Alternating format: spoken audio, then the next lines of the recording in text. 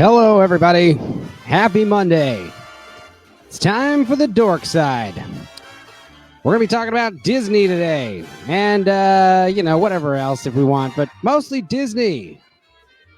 Yes, the production studio that has shaped all of our young adolescent lives, and we have so many memories, so many fun, nostalgic things that helped shape our lives.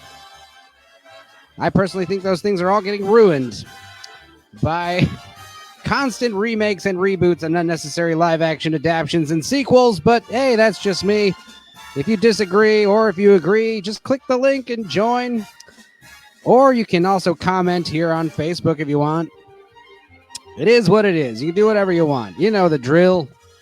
I feel like Facebook is definitely not spreading this out as much as a lot of people still don't realize I've been doing this every Monday for several months now. I'm going to start broadcasting on YouTube soon, but otherwise everything's going great here at the Dorkside. Anyway, I basically got a lot to say about Disney. I'm sure everyone's got a lot to say about Disney. We'll talk about our favorite movies, talk about our not so favorite movies. But yeah, like I said, folks, just go ahead and click that link if you want to come in and chat, or if you want to just leave a comment, share the video. I don't know, like it. I don't know, all that stuff. You know.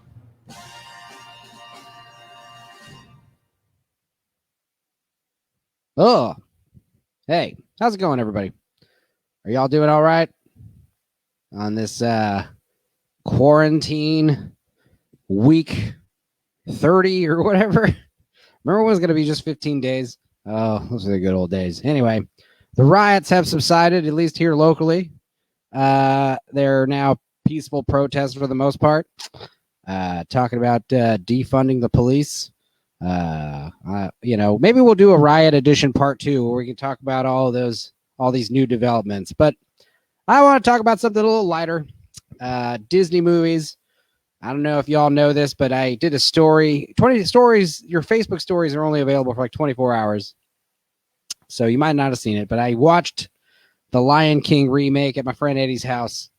Eddie Robbins, watching his chickens. He's got 8 chickens, which is, I think that's like 6 too many. But anyway, he's got 8 chickens and a cat, Dale, that's a total asshole. Eddie, if you're watching this, you can't leave Dale alone in a pitch black house. You gotta, I leave the oven, the stove top dome light on and the hallway light on. Because I know cats have night vision, but, you shouldn't make him use the night vision. Leaving him alone in a pitch black house. It's okay. I came and turned the lights on. I was watching the chickens. And when you watch the chickens, you got to let them out of the pen, out of the chicken coop, so they can walk around the backyard and eat all the bugs and stuff that they like to eat. Chicken's favorite food is scorpions. Did you know that? It is. They go crazy over scorpions. It's like crack to them. A little secret. I wasn't feeding them scorpions, though. They were eating old mealworms and corn kernels and stuff like that. But yeah, you got to let them out of the pen, kind of like let them walk around the backyard for a few hours and, kind of corral them back in. So I had like time to kill at Eddie's house. And, Eddie's got like an empty fridge and he's got a PlayStation 4, which is cool. But Grand Theft Auto 5, it sucks on the PS4. It's not as fun. I got to say, it's way better on the PS3.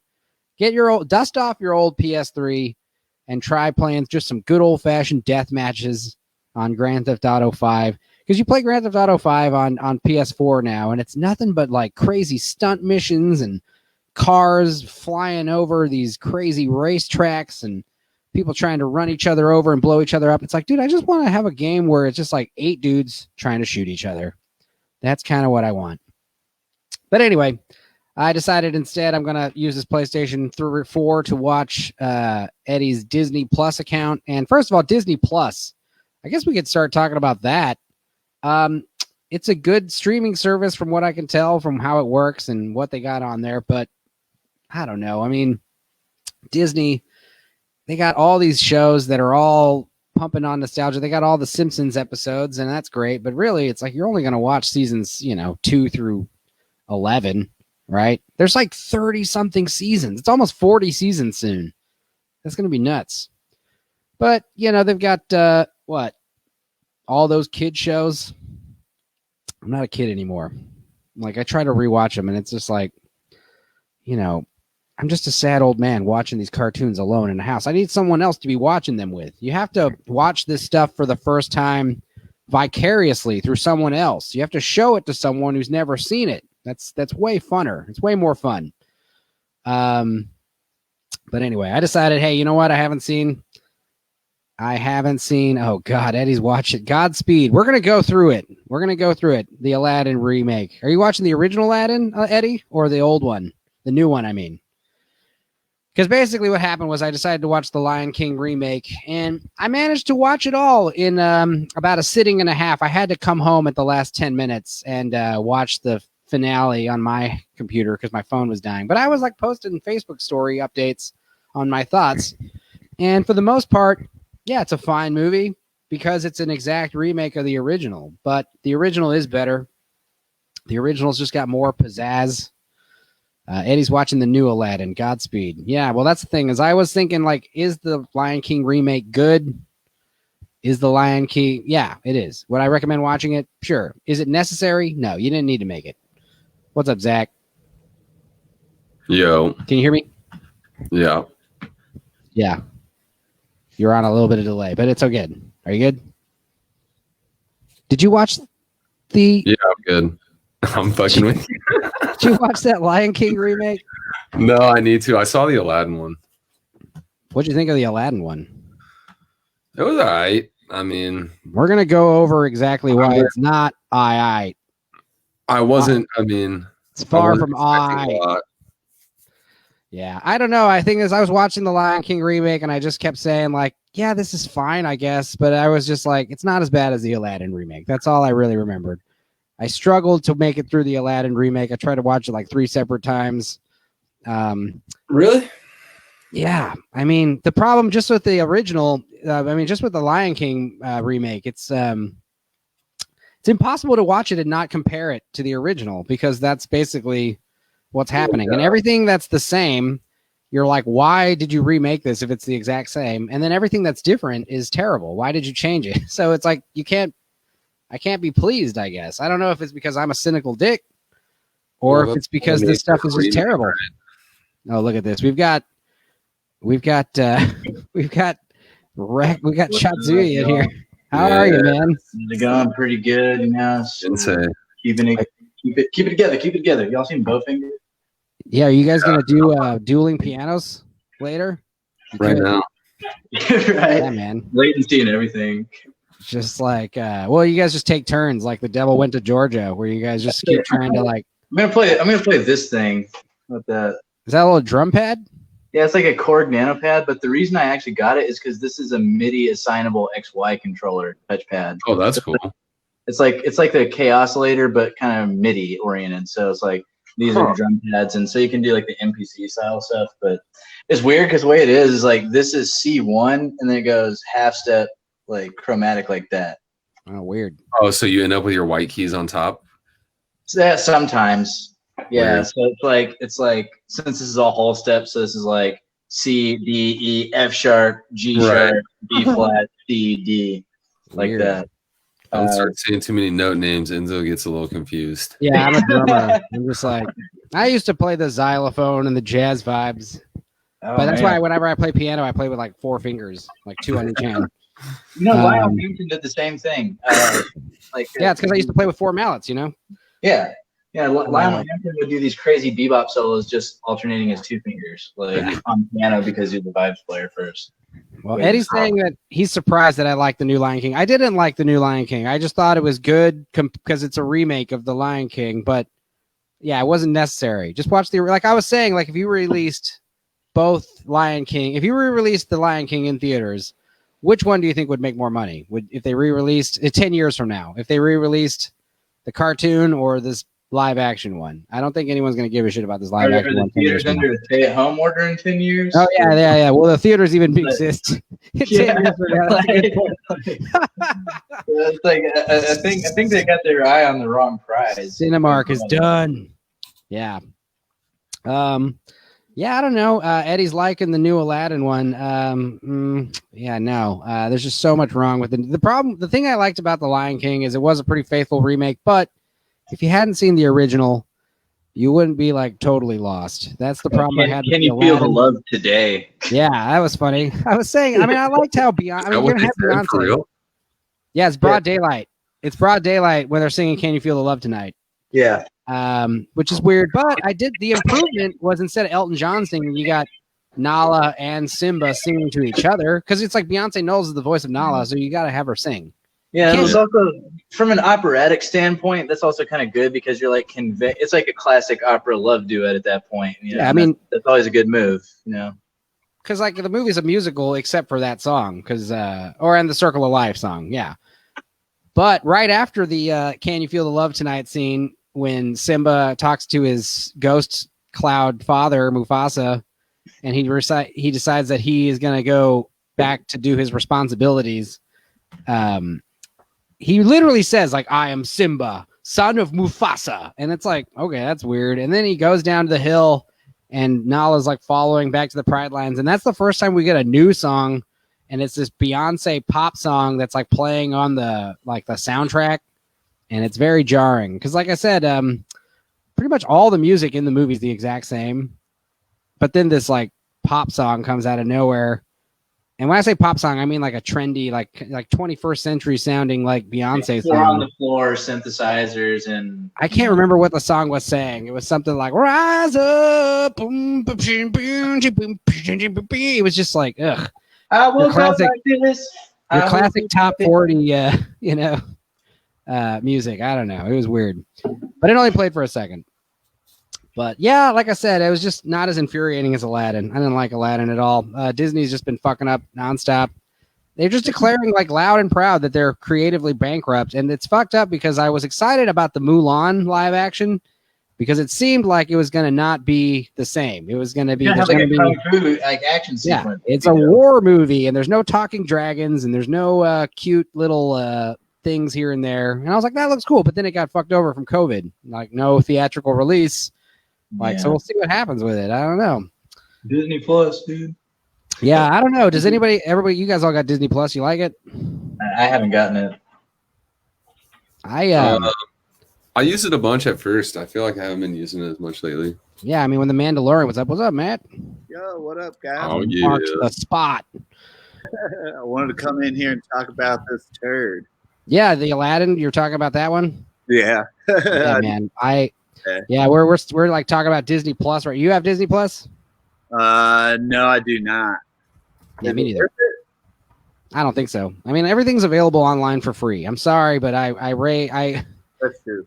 I wave my piracy flag high and true. I'm not gonna pay for crap. Like if I like your shit, I might buy it, sure. But it's like nowadays everything's backwards. I'm not gonna be tricked to pay $20 to see some garbage. Like if I had paid money to see the Lion King remake, I would have been upset. Oh Lord. I took my nephews, and dude, it is like, like concerts, people are talking too much. Well, I guess in like kids' movies, they don't give a shit anymore, and they just let the kids scream. And luckily, I mean, Are you talking about your awful cousins or just every kid in there in general? they're pretty well behaved. How old are they? In there, 9 and 7. They're boys. Mm-hmm. Yeah. Did they see the original? What I mean? Yeah. So when I drove them, I was asking them, "Have you seen the original?" and all that. And they just kind of looked at me. It was kind of a weird reaction, So Because of course they had, or guess not. They kind of. It sounded like someone was holding a knife to their back, and they're like, yeah, I guess." we're not allowed to talk to old people. Yeah. Did they like the live action one? I don't think so. Okay, well that's shocking. I don't think it read. I think kids can tell there's no soul in these projects. There's no passion. Yeah. They can tell there was no creative spark about someone. I want to tell a story of Hamlet in Africa. Like there's no. And I feel like they've been doing like a lot of stuff like that. It's like, why was there a Toy Story 3, and then why was there a Toy Story 4, and why was there a Toy Frozen Story 2? It's just like it was hard. they were Yeah, like trying to like capitalize on the nostalgia of adults rather than like finding like something that actually does appeal to kids or something weird. Because like like Toy Story 3 or whatever was like, oh, Andy goes to college. Like, it was designed to like get the same people who saw Toy Story 1 back in the theater. right. But And- Toy Story 3 was also like you were wrapping it up. Like the stories, we're gonna end it, and we got a new cast of characters at the end, and that's it. But then you find out part 4, it's like, okay, it's just like I'm just gonna do this forever until. I didn't like 4 as much though. 4 was it had fucked up lessons. It's just basically telling Woody like, hey man, you can abandon all your friends to go. Yeah, I mean, just go. But go the chase opposite tail. of Toy Story 2, in other words. I haven't seen it. I actually think Toy Story 2 is the best one. I like that one best. It's one of those sequels that is better than the original, in my opinion. Why'd they go away from Pizza Planet? Why is there no more? In 3 and 4, it's just not a thing. I mean, that was such a fun part of the movie. Pizza Planet makes an appearance in every one, but yeah, it's like little cameos here and there. I think in the first one, Pizza Planet's a big part. In the second one, what was Pizza Planet doing? They don't go to Pizza Planet. There's definitely like a Pizza Planet delivery or something. I can't remember. But I remember part 1 was all about, what happens when a toy gets replaced by a better toy. Mhm. Part 2 starts touching into like what happens when the kid doesn't give a shit about his toys anymore. And then they did that again for 2 more movies, like, With the same block. I haven't seen 4 yet. I heard I like 3 though. 3's great. I mean, all 3 of them are very consistent, and it's a good, like, just like Back to the Future and the Indiana Jones movies. And then you got to fuck it up with a 4th one out of nowhere 20 years later, 10 years later. Yeah. It's weird. Did 3 really come out 10 years ago? Yeah, I guess so. It was like when I went to college, it came out, and it just to me at the time it seemed like such a money grab, nostalgia thing. But kind of Yeah. perfect timing though, right? Because we grew up with 1 and 2, and then like when we were going, Yeah, I to mean, that's college, kinda what they were 3 going came for, out, like Rex and was going to saying. college. Yeah. I remember watching, and be like, "Oh, dude, they get me." I remember They're that getting me. there was like that fake, Like, because you know how it like ends where like they think they're all going to get incinerated, right? And then they get rescued at the last minute.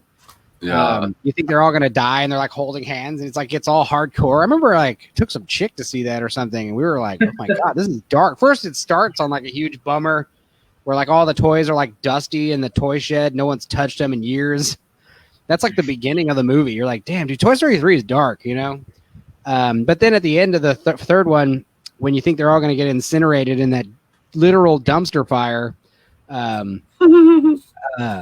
there was like some kid who was like showing it to his mom, and he made like a fan edit where he just ended it right there where they're all going into the, so it looks like they're all falling to their death, and then the screen goes black, and then the credits start rolling. It's like da na na na na na na na na na na, and the mom's just like, "Is that it? Is that the end of the movie?" And she's like, "Yeah, that's it."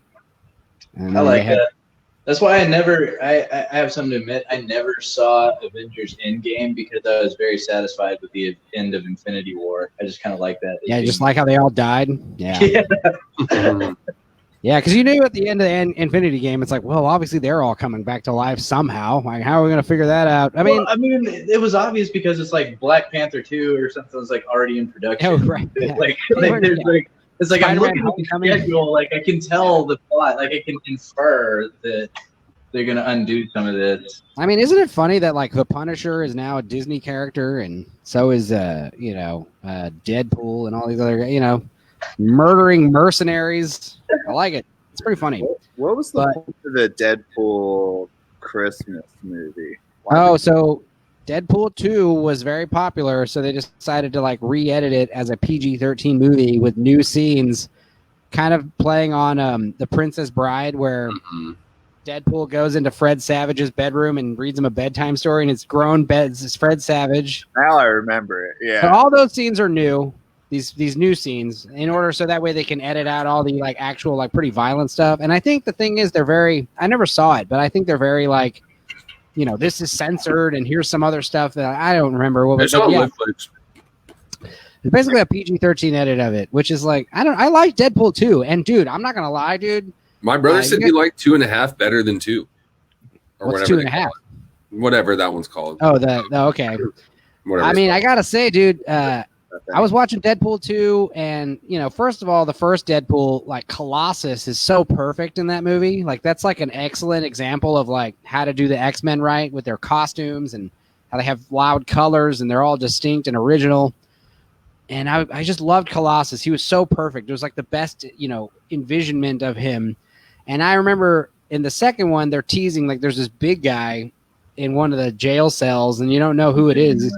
And then when it's revealed that it's the fucking Juggernaut, like I remember with Deadpool, like, whoa, it's the Juggernaut. And it just like Colossus, it's like, dude, that's exactly what the Juggernaut should look like and how he should act and how like just getting it right based on the comics, That's why those Deadpool movies, I got a soft spot for them because they really nail it in terms of. Yeah, I need to see the second one. Yeah, they got Shatterstar and all these cool characters that make a brief appearance, and it's like very funny. And also, Cable's great too.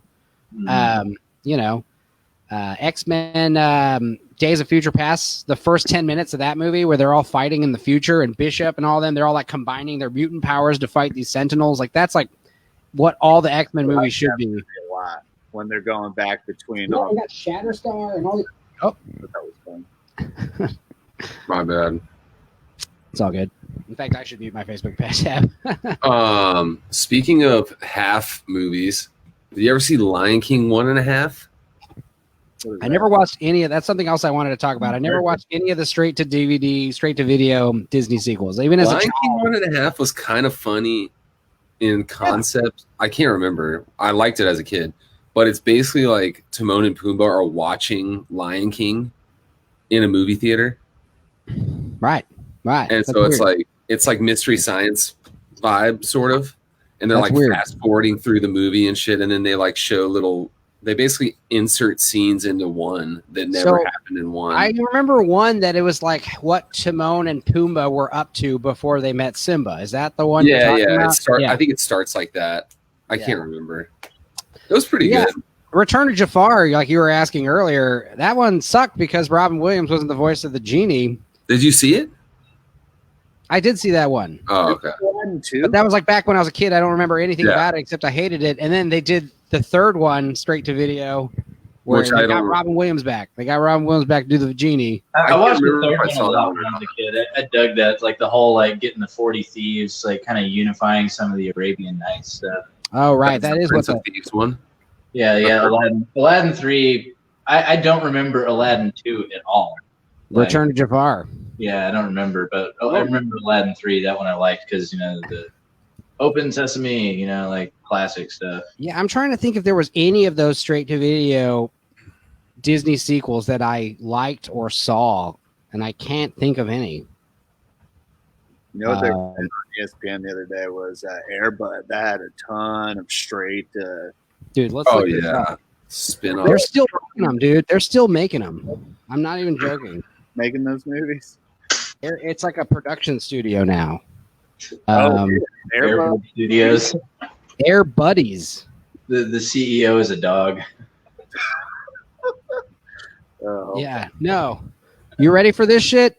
You want to talk about Air Bud? First of all, Air Bud is a Disney series, so this works. So I'm glad we're talking about this. But you guys ready to get your mind blown about Air Bud? Yeah, let's do it. He's racist. So Air Bud, the Air Bud film series, now also known as Air Buddies. So the first Air Bud was the one where he played basketball, right? That's what it all started. And his name is Kevin DeChico. Kevin DeChico's golden retriever buddy was featured in America's Funniest Home Videos with David Letterman, Stupid Pet Tricks.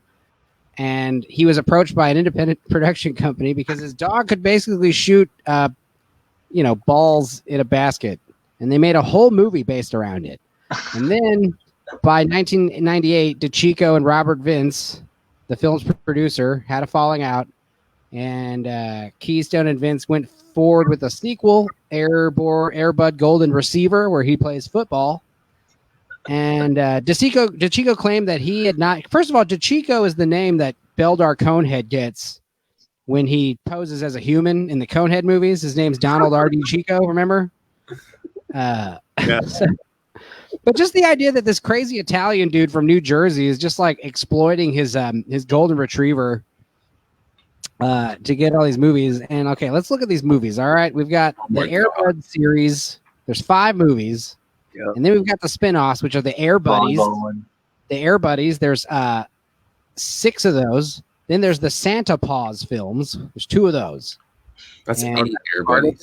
I've seen them. I've not watched those, but you know what we need now that the last one was Super Buddies from 2013, where they go to space or they have superpowers. Butt Buddies. We need to do a dark, gritty, modern day remake or reboot of Air Bud. You could do like oh yeah, dude, like he has to sell crack for dog treats. like and then it turns out he has a wicked like Air Bud jump shot and like gets off the tree. He starts like doing roids somewhere through like 2/3. Just do the Kobe Bryant story, but just have it all cast with dogs. Oh Jesus! Sounds like that movie would crash. Oh well, I guess I just said Kobe Bryant. I didn't realize. I forgot he died recently. I meant Michael Jordan. But then again, Michael Jordan's father was killed because of Michael Jordan owning a bunch of gambling money. That's what they theorize. Yeah, it's a conspiracy theory, but I don't know. How much money could he owe? He's got Michael Jordan money. He could pay off his dad's debt. I mean, come on. That's why I see it more insulting when he doesn't pay, because the loan sharks know you're worth millions. It's like, I know you got it, fucker. Like, I'm gonna break your legs. Like, they think he gambled so much that he had mob ties. I've looked into all this stuff because I'm a huge sports fan, and they think he had mob ties, and it is really suspicious that his dad was found like, mob style death. He was found with his hands tied behind his back, like face down in a puddle, like miles away from where they were last gambling. That's how he died? Yeah. He fucking died. 3 days to find him and know where he was. And Michael was if you watch The Last Dance, it's in there. He was like close to the playoffs in '93. Damn. That's when he was like, fuck it. I've always wanted to play baseball. But yeah, The Last Dance is really good. I just watched Be Water, the Bruce Lee one. That was interesting. They didn't do any like. Is that an ESPN one too? Yeah, I've watched all of that. Well, I try to watch all the 30 for 30s. There's now like 200 of them, but more than 30. Yeah, oh yeah. Because I got the first round of them. Those are like the behind the musics of like sport players, though, right? Yeah. Mm-hmm. Cool. But they always get a different producer. It's pretty sweet. Like, they made one of my favorite ones, this one about Matt Hoffman. They made, maybe like 15 years ago. They got Dick House Productions. So the guys who made Jackass. It's really funny. And Matt Hoffman's story, he's crazy. He just lived in Oklahoma, or maybe Tulsa. And he just built ramps in his backyard. So he just built a ramp. And he just kept jumping it, and he fractured his ribs like 12 times. I mean, and then he kept coming back because he's in a drama. Do you want to hang out with him? Watch. I forget what it is. Technically, ESPN is owned by Disney, so we're still on par. Yeah. Yeah, you're right. Yeah, ESPN is like Disney owns everything. That's the other thing. It's like, yeah, we can talk about all kinds of shit. What up, Meg? Hey, what's up? I'll let you hang out with her. I'm going to go get something. Yeah, Meg, what's your favorite Disney movie growing up? Like, what were some of the good ones you liked? I liked Aladdin. And, of course. I don't know. Did you ever? We were talking about earlier how like I couldn't think of any of those terrible straight to video sequels that they made for all those Disney movies. I never really saw any of those or liked any of them, even as a kid. I knew it was bullshit. You know what I mean? Like 102 Dalmatians. It's like, brother, if you got 101, what is one extra? What is one extra going to do? Make it 1,001 Dalmatians. That's your sequel. Or 201 Dalmatians, like twice as many. I don't know. Should have. Yeah, that was weird. Go ahead. My dad was I don't know if I've ever mentioned this before, but my dad was a huge Disney collector up until the year 2000. Actually, I don't know by what statistic, but he used to collect like the porcelain figurines. And by some collector, Dork magazine, he was the 3rd largest collector of Disney memorabilia in the United States. Yeah. And me and Zach made the exact same face. It's like, I'm going to do something else in my free time. So he got his PhD, I guess, was his next step after that. Wow. Yeah, Damn. we have a home. I moved it. We had all the Beanie Babies when they made those and all that stuff. So Disney has always like been around, although we don't really like talk about it a lot. It's just there, you know? Yeah. It's one of those things that we all just take for granted that is always going to be like, because we all grew up like Disney was just like churning out hot fire, you know, like everything was just. Yeah. And you ever see that? I mean, it was like, because like there was the thing in the 90s with, I guess it was it Beauty and the Beast? Or which one came first? It was Beauty and the Beast. That was like the rebirth of Disney, because like Disney was basically going bankrupt. Disney's animated movies never made money. They always lost money, but the goal was they would always make at least one animated movie a year because it was like a tradition. And the thing is, they were so expensive, and you know they would not make all their money in the box office. Let me rephrase: they would kill. Like once the VHS market came out, it was like total game changer. Yeah, but I bet they sold so much merch and shit too. Right, exactly. So these animated movies did technically lose money, but I think it was like the Beauty and the Beast was like the first, and it got nominated for like Best Picture, and it was just like really stepping it up, you know. And then after that, it was like Aladdin, Little Mermaid, Rescuers Down Under, and then you know it just started getting like I remember Little Mermaid was 89. Yeah. Okay, so was that the first? When was So what was the one that really brought it back? Was that it? The Little Mermaid? No, I think Beauty and the Beast brought it to like blockbuster level. I think you're right. Like Little Mermaid, I think it was what was big for Little Mermaid might have been the VHS sales. Yeah. I think that was like the soundtrack. People were getting VHS at home. Like it was. Under the sea. Yeah. I don't know if it did as well in the theaters. Okay, here we go. They Disney were really swinging for the fences until they dropped Mulan on everybody. The Disney Renaissance is a period from 1989 to 1999, and it did start with The Little Mermaid. I was wrong.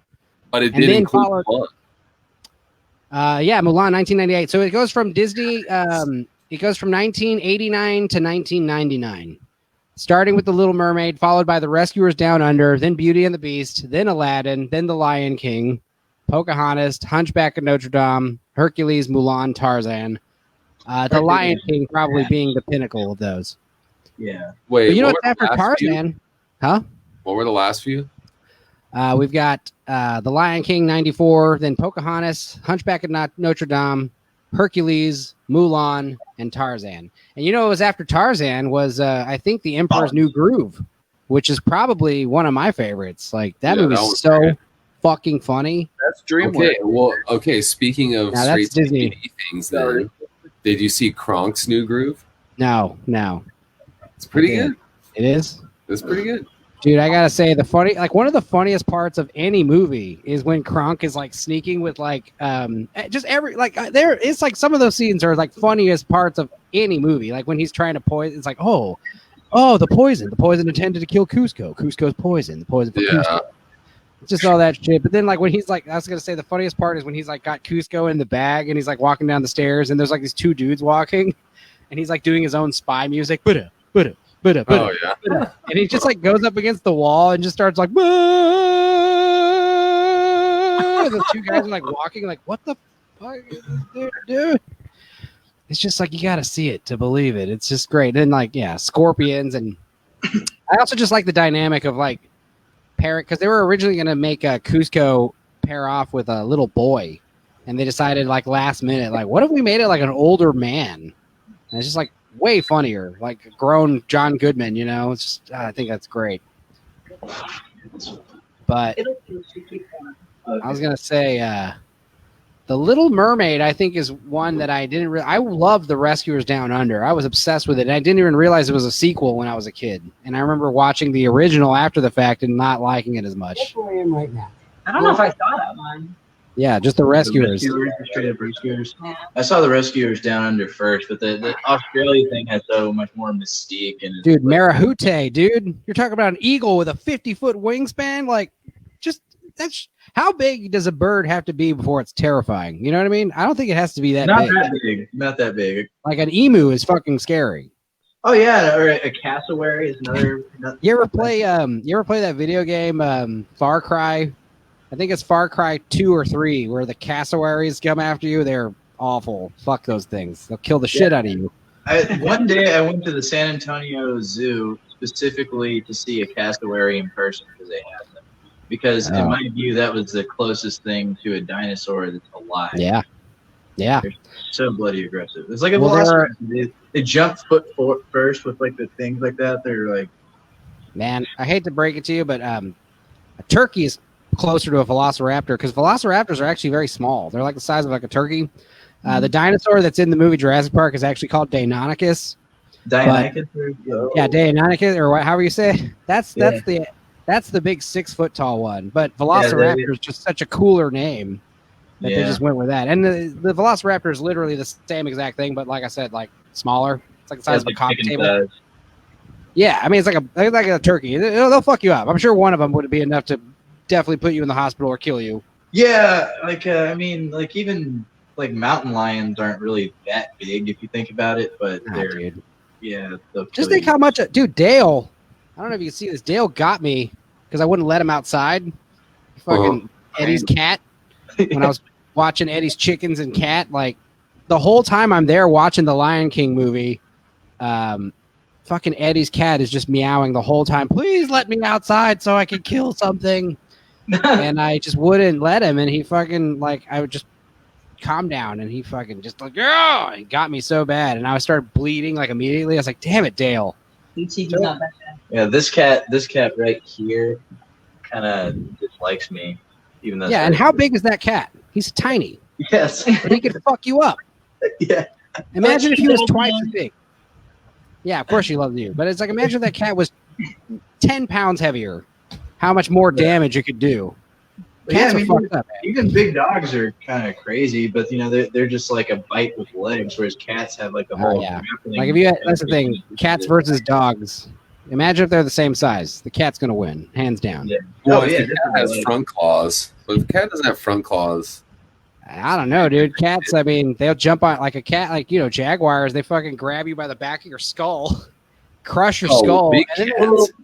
That's but keep in mind, a jaguar can do that to a person, a full-grown man. So a cat can easily do that. A jaguar has a stronger bite than a tiger. Most cats go for suffocating bites to the back of the neck. The jaguar, But the fact is, they grab you. And I've seen videos too of like tigers. Easily, a tiger can move a man, but like a leopard or something can easily like pick up a person and like take them up in the trees. Like just like you're up in the trees, like they just have you in your mouth and shit. It's nuts. Their population's so huge too. They like stretch all the way out there. There's like city leopards. So like you could be like walking down the street in like India and get pwned by a leopard. I saw a news article where they were talking about it was like a joke, like nature's returning to normal, and it was like an article like fucking giant Siberian tigers seen in near the Rio Grande on Texas somewhere. I think some like cartel guy like let his tiger loose or whatever.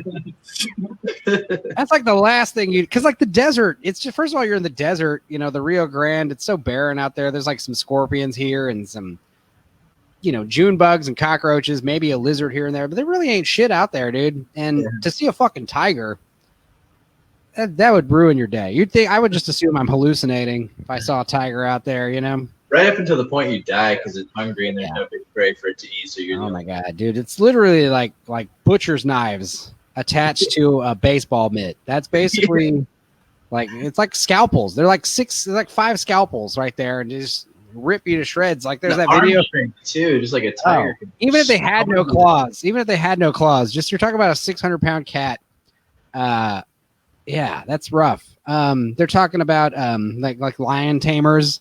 You ever see the video at the circus where the lion just decides to give you one of these, and like the dude's like clothes are like in shreds in like half a second, just like in tatters, and they start like spraying the tigers or the lions with like a big fire hose. Like, god damn, no, bad tiger. It's like who even gets into that? I mean, like, seems like gay dudes. It seems like that's a common thread. Like you got Siegfried and Roy, you got the Tiger King, you've got Doc Antle. He's straight, but he has like 10 wives. So I don't know what's up with like anything for $1. They're all sex perverts. It's like the cartel kind of like drug dealers kind of thing. They like to have pet tigers. Yeah, they all get pet tigers because they're cute, and then they get it because it's impressive. But then they realize like this thing eats a lot of food, and it's keeps like wanting to kill me, and I don't really like it. It's not my friend, you know. Yeah. It's a pissed off animal that lives in a cage, and it's very big and very powerful. And you know, like we all saw Tiger King. I did a whole Tiger King Dorkside episode, but it was like you gotta fucking need a truck full of deli meat to like feed him, or buy a whole cow, or I mean, you know, it's just that's got to get expensive. And these people, they're so dumb. It's like, you know, I don't. You know, hobbies are cool. I think everyone should have them. But when your hobby like kills you, you know, like you choose a hobby that could potentially. I mean, owning a tiger isn't a hobby. That's a full-time job.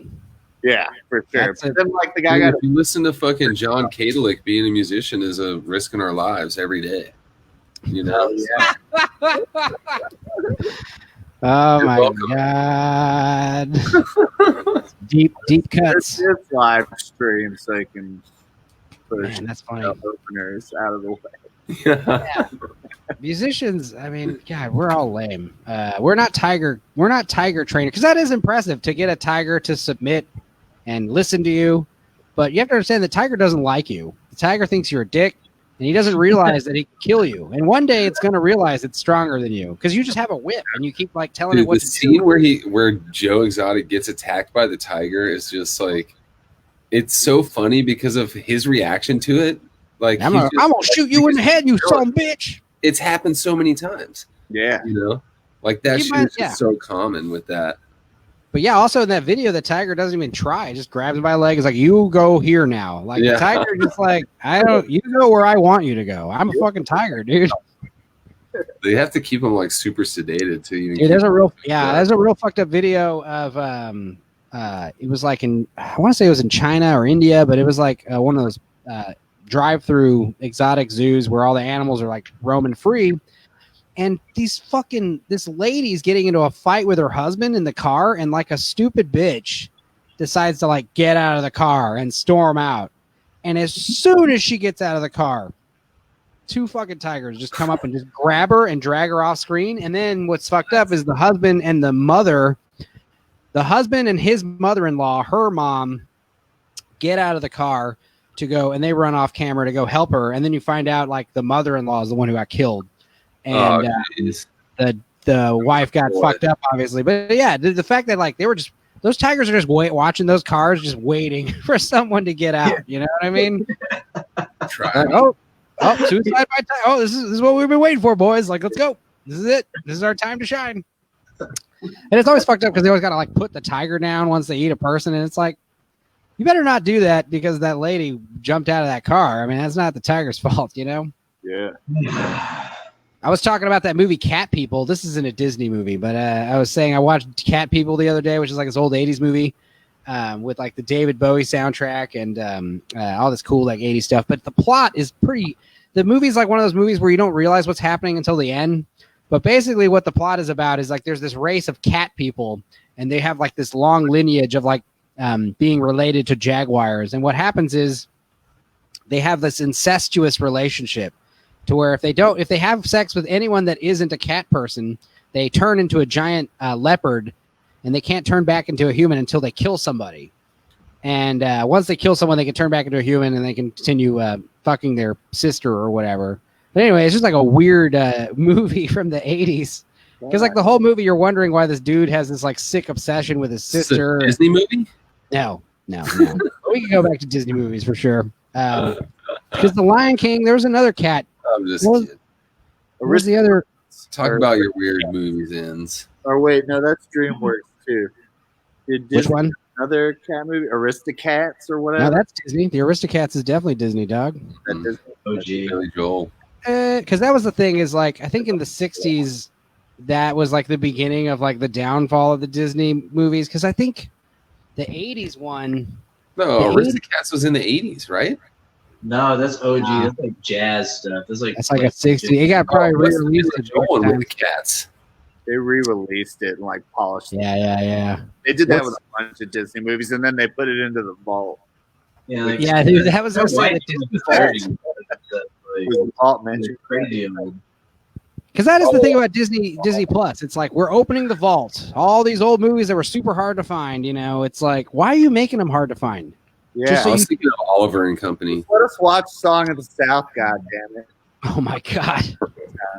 Well, that's the thing. As I was saying, it sucks how Disney Plus is like changing all these movies. Like they're just editing whatever they choose to do. Like, and it's like not even stuff that's like needs to be changed. Like Lilo and Stitch. There's a scene where Lilo is like hiding in the dryer. She like that's her place that she hides herself, and like her sister comes out, who's voiced by Tia Carrere, by the way. She comes out looking for Lilo, and she knows that Lilo's in the dryer. That's where she always hides. So it's one of these things. And he opens the dryer. It's not like the dryer's on, obviously, but in this new version on Disney Plus, they find out. Let me see if I can pull it up. Actually. They like change it to like this weird like pizza box thing. And it's like makes no sense. She comes out looking for Lilo. And what are you doing?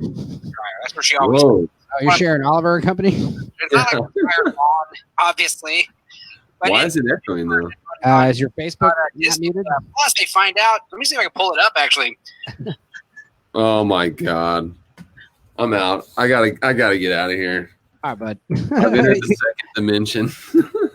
Yeah, you're about to break the fourth wall. Yeah, I'm blowing it. I might be back on later. Yeah, man, I'm going to talk about this. Let me show you this Lilo and Stitch edit that's so bizarre. And I'm going to talk about some other ones, too. But why did it stop? I didn't do anything. Was it me? It could have not been you. Oh, I didn't do it. Disney Plus. I was messing with something. Oh, yeah, it could have been. Let's see. Images. All right, check this out. This is so weird. This has only ever been edited on the Disney Plus release. Yeah. And there's a few others I'll go over too. But open image, a new tab, share screen, click this. Bang. All right, so check this out. And originally, like I said, she's hiding in a dryer. But then they turned it into this. And it's like a cabinet, and she's got a pizza box as like a door. Oh, weird. And it's like, why? You know, why would that be next to a washing machine? Yeah, exactly. It's like so. Like what the? Totally unnecessary. And who would put the pizza box? Washer, dryer, and then washer, pizza box. So Lilo puts the pizza box there to like cover herself so she can hide in this like weird table. But yeah, then again, it's like, where's your dryer? They don't even have a dryer. Damn. I don't know. It's just, and it's so unnecessary because it's not like this is something that people had a problem with. This is something Disney like proactively was like, you know, people might have a problem with her hiding in a dryer because it gives like a bad idea that like kids might they also made the laundry basket like needlessly clean. Like look at the difference. Like it's kind of still messy. No, but what I mean is like it's a brighter white on the picture on the right versus on the left. It's like the same kind of. It's kind of dingier like the dryer, but they like made it like a brand new clean laundry basket on the right. Yeah, I mean, there's some weird ones, and then also I don't know if I could find this one, but I know that in Splash, they had Splash on Disney Plus, which is that Daryl Hannah mermaid movie. Yeah. The scene where she is naked, she's got her legs back, and she runs into the ocean. Yeah. And you can see her butt. That's the scene. You can see her butt. And the thing is, it's not even like, obviously Daryl Hannah's got a great ass, especially like in the 80s.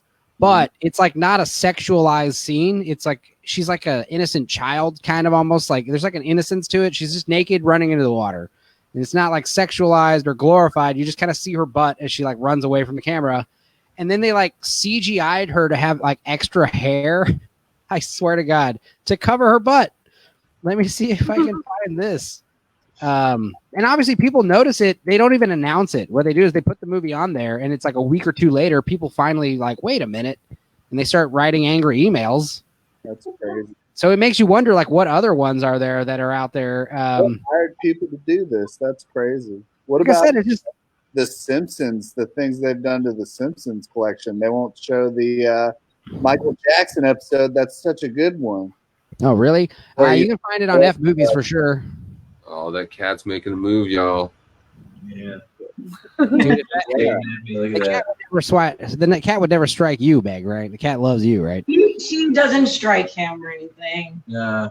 Oh, he doesn't. He's been kind of get along super well with the other cat, and they don't get along with this The cat just doesn't like you, Rex. Is that it? Yeah. Well, it's mutual between the two of them. Yeah. He's definitely dished it out to her too.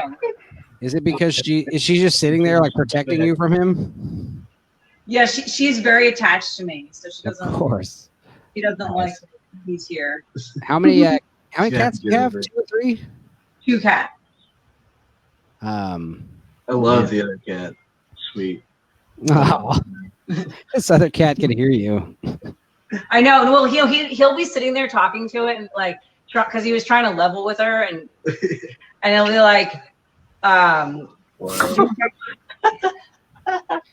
it's just like extra like God. a little bit. Yeah, so like you could kind of see her butt as she runs away. And like I said, it's totally like it's not like he fucking tosses her salad or anything. It's just literally like 2 butt cheeks running away. It's nothing, and like I said, it's because she's got a great ass. That's what it is.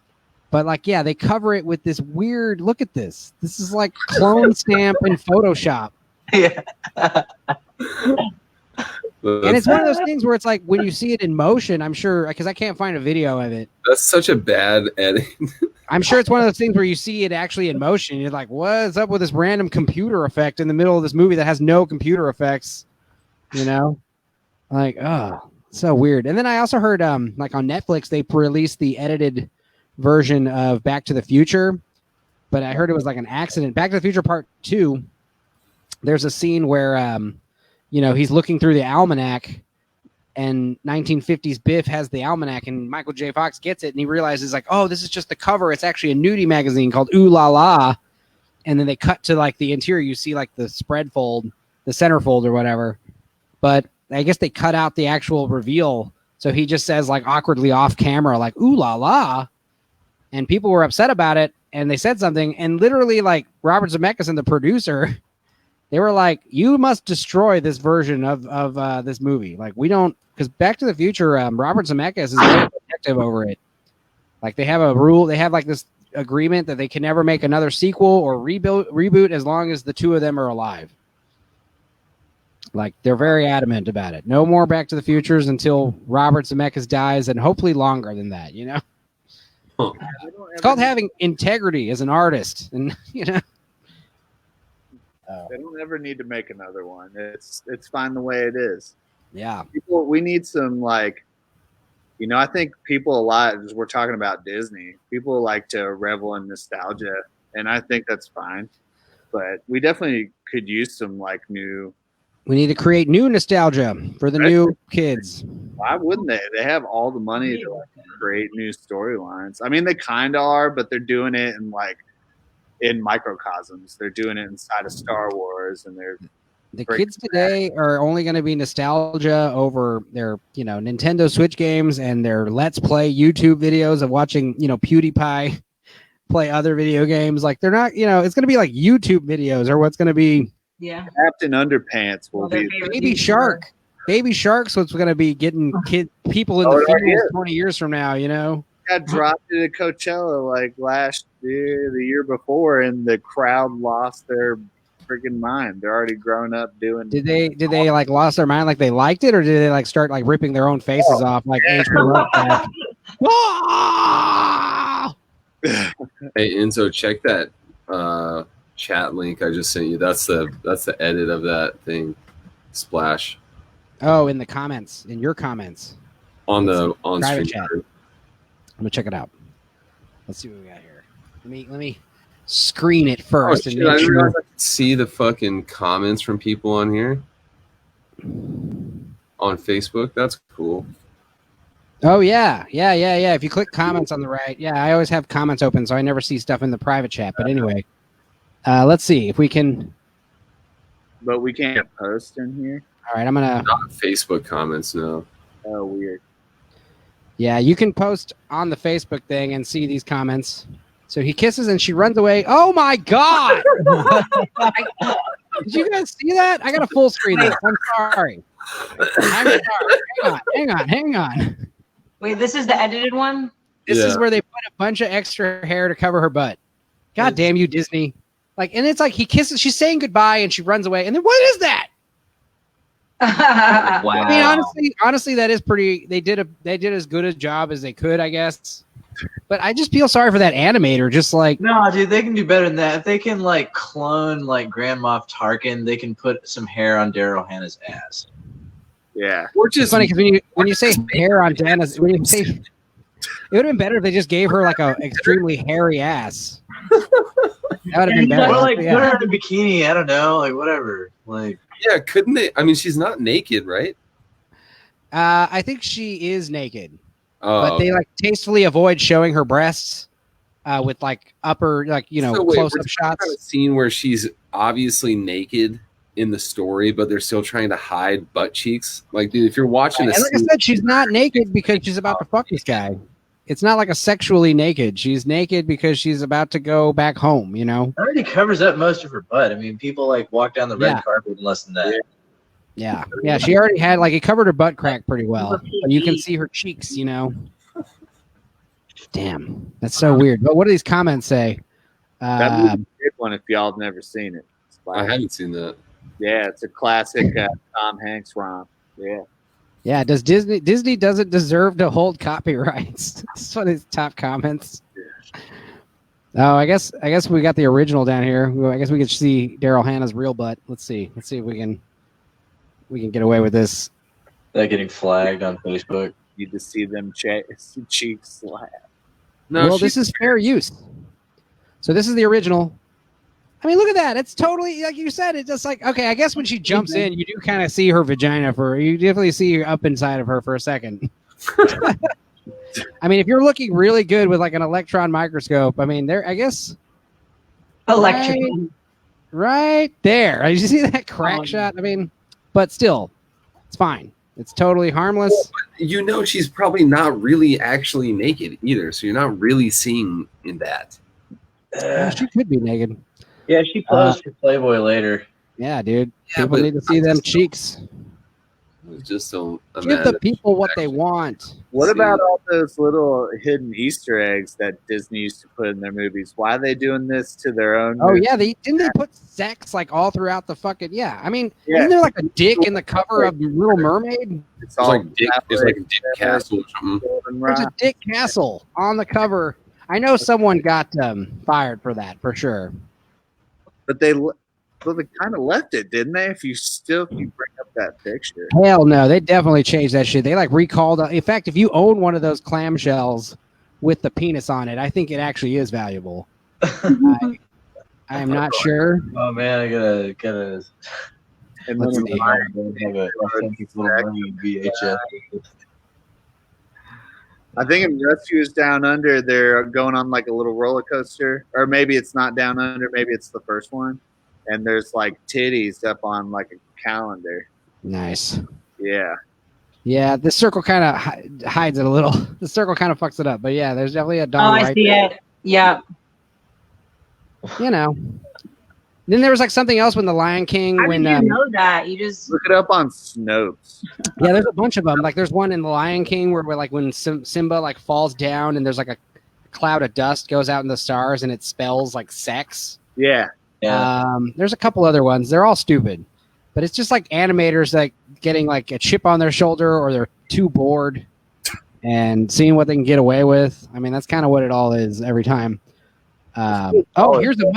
Here's a much better picture of it. Okay, here we go. This because that last picture wasn't really great.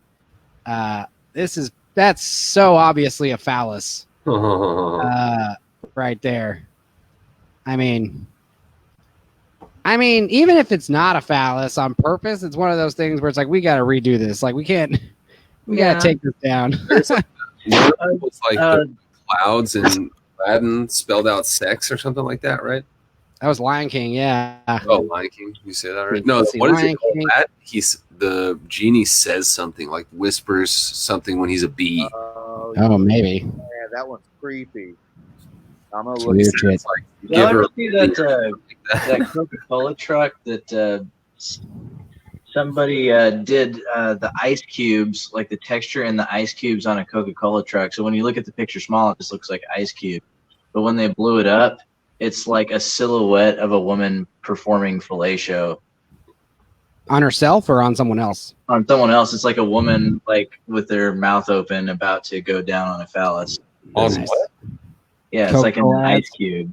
Well, they do like these.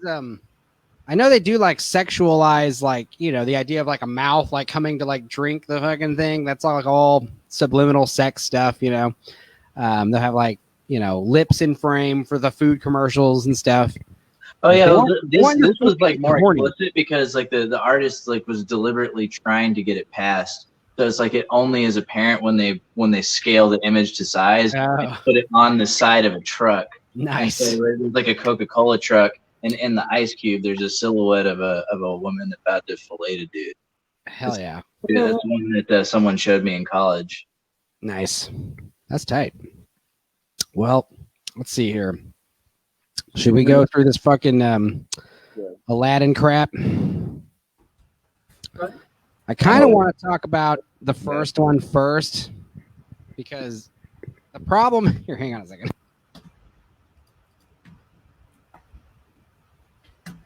We should watch the new one first because it's harder to get. Yeah, we're gonna do a slideshow so I can get away with like copyright infringement or whatever. Fair use. But let's see here. Okay, let's see. All right, we're gonna start off with the original, the remake, because I just want to assume you've never seen Aladdin before. Assume you never saw the animated classic with Robin Williams, and you'll see why this is so infuriating. I guess let's do full screen slideshow. Prepare a slideshow of screenshots? Yeah, I did because I'm a dork. Nice. This took like 10 minutes to do. I was watching it like at double speed, like just pressing like Windows print screen, window print screen, window print screen, like over and over. And then I just put them all in a folder. So they all should be chronological. But so this movie starts. We get the Disney logo, and then we start. It's the open sea, and there's like a boat. And we've got these two kids. They're looking at the impressive other ship next to them. Oh, man, it's going to be doing that automatically. So I'm going to exit slideshow. There we go. So I can control it. Control how fast it switches. So you got this little kids, and they're like talking about how big the other boat is, and they wish they lived on a big boat. And you've got this guy. It's obviously Will Smith in a terrible like crate beard wig, you know, fucking, you know, fake costume beard. And he's just telling his kids like, hey, you guys got to be happy with what you got and blah, blah, blah, and something or other. And the kids are basically saying like, you know, tell us a story. He's going to tell them a story about, he literally spells it out. He says like about Aladdin and the princess and true love and all this stuff. And they're like, please sing the story, Daddy. And he's like, oh, I can't sing. I don't really want. And then he starts singing. He starts singing the Arabian Night song, and the kids are all excited. And he's like, you know, getting them ready. The Arabian Night song. And it just starts going on. And then we cut across the ocean. It's not like another story. It looks like this is happening meanwhile. And then we see the city. We see Abu running around. And then we just like cross across the city into a balcony real quick while the Arabian Night song is happening. And we see the Sultan. And then we see this lady with a tiger. And we don't know who any of these people are. Nothing's being said. We just know that this Arabian Night song is going on. And it's going on for like several minutes this whole time while we see this. And then we see we follow the parrot that leaves the palace and it goes out to the desert. And this all happens like in seconds. And then we see this cave with these people standing out in front of it. It's like a tiger. And there's like a voice coming out of the cave saying, you know, I seek the diamond in the rough. In that freaky voice. And the guy goes inside and then the cave collapses. And then it keeps moving on. This is the credits. These are the credits. This is all happening in the opening credits while the song is going on. Then we see a guy with a bird and he's like looking upset. We don't know what's happening. And then we cut to a market. And this is the first time we see Aladdin. And I don't know if you noticed, but like, you know, whenever you're framing a shot, you always want your main character to be like this, like vague, shapeless character that we don't even realize is like the camera's tracking in on. And then we get these two ladies who talk to Aladdin and they basically try to steal something from him. And he's like, hey, don't steal my thing. But then the monkey steals a necklace from them. And then this guy, they tell on this guy, hey, this guy stole the necklace from me. And then they start running, and that's it. And then they get away, and that's it. And he's got his necklace, and he gets some dates, and the lady doesn't want to sell him 3 bags of dates for his stolen necklace. She gives him 1 bag, And he goes over here and he eats one date, and then he gives the rest of the dates to two little kids. And then he runs off over here. And then we got a lady in a market. We don't know who this lady is. And she tries to give some bread to two little orphans. And this guy starts getting really pissed off because she took the bread without saying anything. And again, we don't know who this lady is. Assuming you haven't seen, that's the problem with this. Is like it just assumes you know who Jasmine is. It just assumes you know that this is Jasmine out in the market. Not really. That's kind of what happens in the original too. Or do they show her? No, dog. I'm gonna go over the original in a second. You're gonna be the storytelling and pacing is just like these are like character writing 101. Like we have no idea who these people are or what they're doing. But do you need to know? Like if you hadn't seen the other one, would you need to know? Well, I'm just gonna explain why it's better in the other one because you don't need to know, but it's like it's better to not be like confused. And now the thing that sucks is, like I said, you're not actually confused because you know this is Aladdin. He's coming in to intervene because she's like a nice piece of ass, and he basically does this like thing where he like, oh, I'm gonna give you this bracelet in exchange for the bread, and she's like, yo, that was a very important bracelet to me. And he's like, oh, it's all good because I actually stole the bracelet from him, and now he realizes it, and he's like, all right, we'll split up. And Apu looks very distracting. He doesn't look like a real monkey. He's got like a weird face. I don't know. There's something weird about him. And this guy, he also has a weird face. I think it's his wig or his ridiculously perfect teeth that is not suitable for the time period. His teeth are just too good. They're not cast well. His teeth are also too big for his head, I think. I don't know. There's something about him. I'm not really... and this hairline, I don't know it's not real. Obviously, this looks like it's sprayed on his hair. I don't know. Anyway, they split off. They start running off. And this is where we get the one jump ahead song. And both I assume Princess Jasmine and Aladdin are running around doing parkour. And it's just, first of all, everything in this market is colorful. And everything is like all sorts of colors and textures. So during these action scenes, like when everything's in motion, it's very hard to follow the action. And, you got these guys chasing them and they're just like jumping on and off balconies and running around. And, he falls into some harem and these look like little children, which is weird. He's jumping off tents and then they're holding hands, running away. Then they get on the back of a little wagon. They're there for a while, and then they kind of run up the staircase. This fat lady says that she thinks Aladdin's hot, so I'm going to block off this road. And then they jump down here, and they run off. He tells her, hey, it's okay. Jump. Trust me. I want you to trust me. Keep in mind, we don't know who these people are. We don't fucking know anything. And then she comes over here, sits on his lap awkwardly, sexually. And then I think that's it. And then we meet this guy in a dungeon, and he is upset because he hasn't found his diamond in the rough. He yells at this guy for a second because he calls him second in command. He's second only to the Sultan. He should be happy. He's not happy about it, and then he pushes this guy down a well. And then we see Aladdin. He's back at his house. He has like a little secret stairway that leads up to this like lovely tower. And this is like a view of the city, and it's like broad daylight. And then he's like, oh, well, here's another view. And she says that her name is Dumari or something like that. And he says, oh, you must be the handmaiden to the princess because you're obviously from the palace. And it's like, yeah, that's who I am. I'm the handmaiden to the princess. And it's nice to meet you. And then it's like, yeah, here's my view from my thing. Okay, and that's it. That's the first 15 minutes of this movie. All right. I'm just going to talk about that. Now I want to compare this to the original. Okay. The original, I just hate to say like, oh, I'm all about nostalgia or whatever. But I mean, it's just from the very beginning, just so much better and so much more concise. We're going to open up another slideshow over here. Okay. So again, Disney logo, and then we begin the movie, and it's immediately just a big pink thing of smoke, and we hear the title right in the very beginning. That's the first thing we see, Aladdin. And then the song starts, and it's like Arabian Nights, and the song is 30 seconds long. It's literally like one verse, one chorus, and then it's over. It was in the original. In this new one, it's like a whole song with like a hip hop beat, and like they do all this exposition in the credits. Whereas in this one, the credits are basically we watch this guy ride a camel through the desert. We see the town. We come into the town. This guy shows up here, and that's the last credit. We're like a minute into the movie, and then the camel's super tired.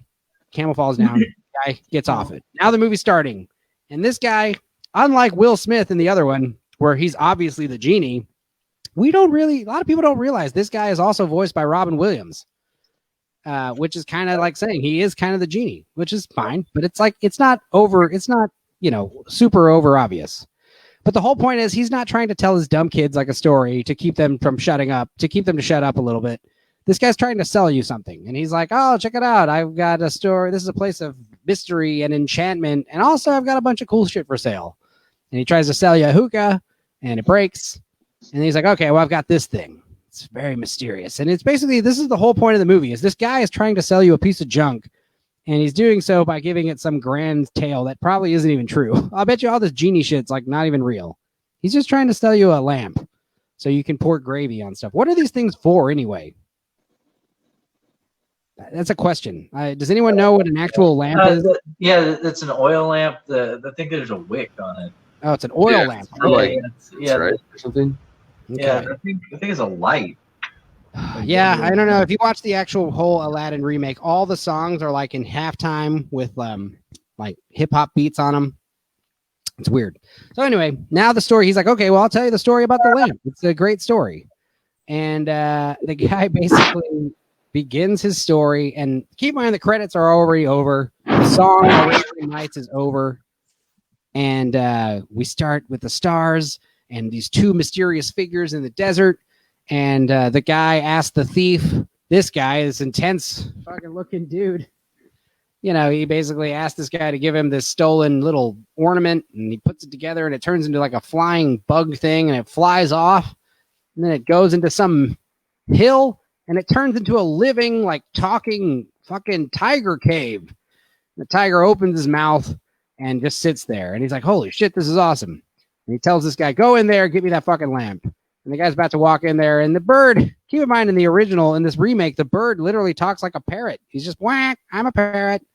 And in this one, it's Gilbert fucking Gottfried, and he's hilarious. Who's the new one? This is the old, this is the cartoon, yeah. No, who did the Iago in the new one? Oh, I don't even know. It's just like a little bird voice. Yeah, he talks more like a bird. He's not an actual character in the new one, which is fine.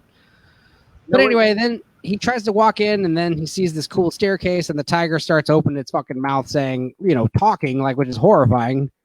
And it's like saying, like, yo, hey, only a diamond in the rough can enter here. And he's like, all right, whatever that means. And he's like, go on in. And he goes in, and he dies. The cave eats him, and he realizes, like, shit, I got to find out whoever this diamond in the rough is. And then the bird starts, like, going on a Gilbert Gottfried tirade. This is 5 minutes in, and he's like, we gotta, what are we gonna do? He's like, I'm gonna find this diamond in the rough with his hard F right there. Okay. And this is kind of what I'm getting at. Introducing characters. This is the first time we see Aladdin. He's got a piece of bread, and there's people after him. And it's obvious that he has stolen this bread. He even says, like, all this for a loaf of bread. So he's a thief. And we don't know anything about this guy. And then he runs down here, jumps down, wearing some clothes, saying, hey, I got this bread. And then these two ladies are like, oh, Aladdin, you're up to the same old nonsense. He's like, yep, sorry. You're only in trouble if you get caught. And he's like, oh, I'm in trouble. And it's all moving very fast. And we know that he's got his little monkey that's helping him, and they're running. And then he starts doing his one jump ahead song. And there's just the thing about it compared to the original, there's just so much shit going on in this movie because it's animated. You got like this dude falling with fish. He gets pantsed. It's moving a mile a minute. They're running and jumping and just chasing, knocking barrels off each other. And the whole time he's singing this song about himself, about how I got to keep one jump ahead because I'm always stealing shit, So we're getting to know this guy. Yeah, that's like the Wook anthem, by the way. It's like it's like a Wook.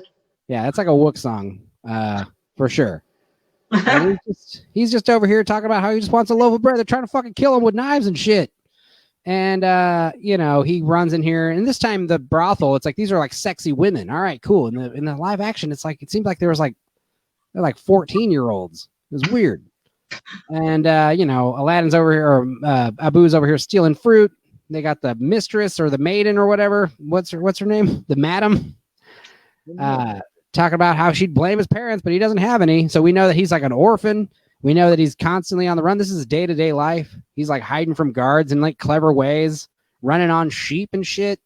They're like throwing sheep. I mean, this is fun. He's like, they're like jumping over the, it's just moving so fast. The other one wasn't. No, the other one's boring. And keep in mind, this is all still the first 10 minutes of the movie. And like, the whole point is like, there's a great song and dance. Oh, and here's the big fat lady that thinks Abu's Aladdin sexy. You know, it's all funny. They get away. Yeah, I mean, that shit's funny. Like, that shit's great. Running on the guys with the hot embers. I mean, it's just moving. It's moving. That was in the Sega game, the Aladdin Sega game. The Aladdin and the Lion King Sega game. They were both very hard. The Lion King game really made me want to rage quit as a kid. Yeah, they're both great games. Abu's got 4 hands because, you know, when you animate stuff, you want to animate it a certain way. These intercepting pictures, so that way you'll get good motion. It's actually pretty cool freeze frame. But, you know, he's like, hey, man, this monkey's got a sword. We've all got swords. Like, we can't be scared of this monkey. And, you know, there's like lots of jokes. There's lots of stuff. But the point is, Aladdin is got a life on the run. Then we get some nice like magic carpet foreshadowing where he gets on a carpet and jumps out the, you know, thing, slides it down. These guys fall on a big thing of fertilizer, of poop. Crazy Hakim's discount fertilizer. It's probably, I wonder if it's like human fertilizer. That'd be cool. Anyway, again, back to the Future, you know, more falling in poop. That's like a recurring thing in those movies. But yeah, so now he's got his bread.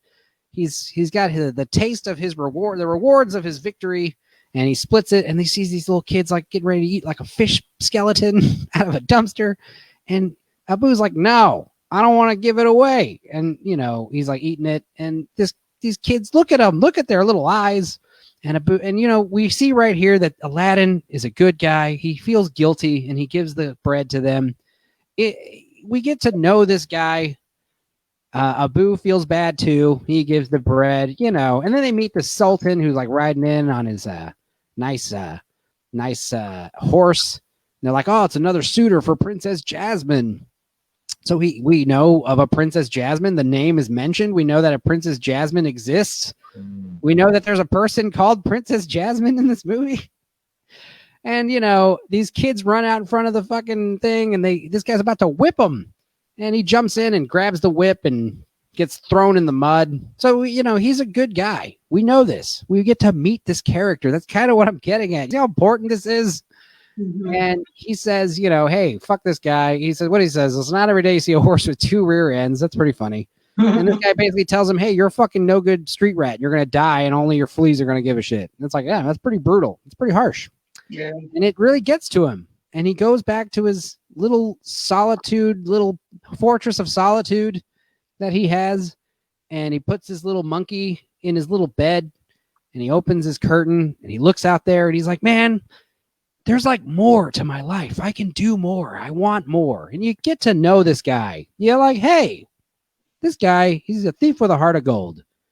Compared to the one we just saw, where he's just some guy in a fucking alley, and we have no idea who he is or what's going on. And then we get to meet Jasmine, which is also incredibly important. We see this guy storming out. He's pissed off. He says, good luck marrying her off. And we find out that she's basically sicked her tiger onto him. He's got his underwear in the tiger's mouth. And, you know, the dad's like upset. He's like, yo, I got to marry you off before your 18th birthday. And she's like, look, this is bullshit. I don't want to marry some guy because I'm supposed to. I want to marry someone for love. And, you know, we get to know this girl. She's like, hey, I've never been outside the palace walls. I don't know what it's like to be a normal person. I don't want to do this shit. I don't want to be a princess, she says. And it's like, okay, we get to know this girl a little bit. And she lets these birds out. These birds represent her. She's living her life in a cage, you know? So what does she do? And then instead of seeing Jafar in a weird cell talking to some random guard, Jafar goes straight up to the Sultan and is like, hey, I need to borrow your fucking blue diamond on your ring. And he's like, lets him feed his bird crackers, even though his bird hates these crackers.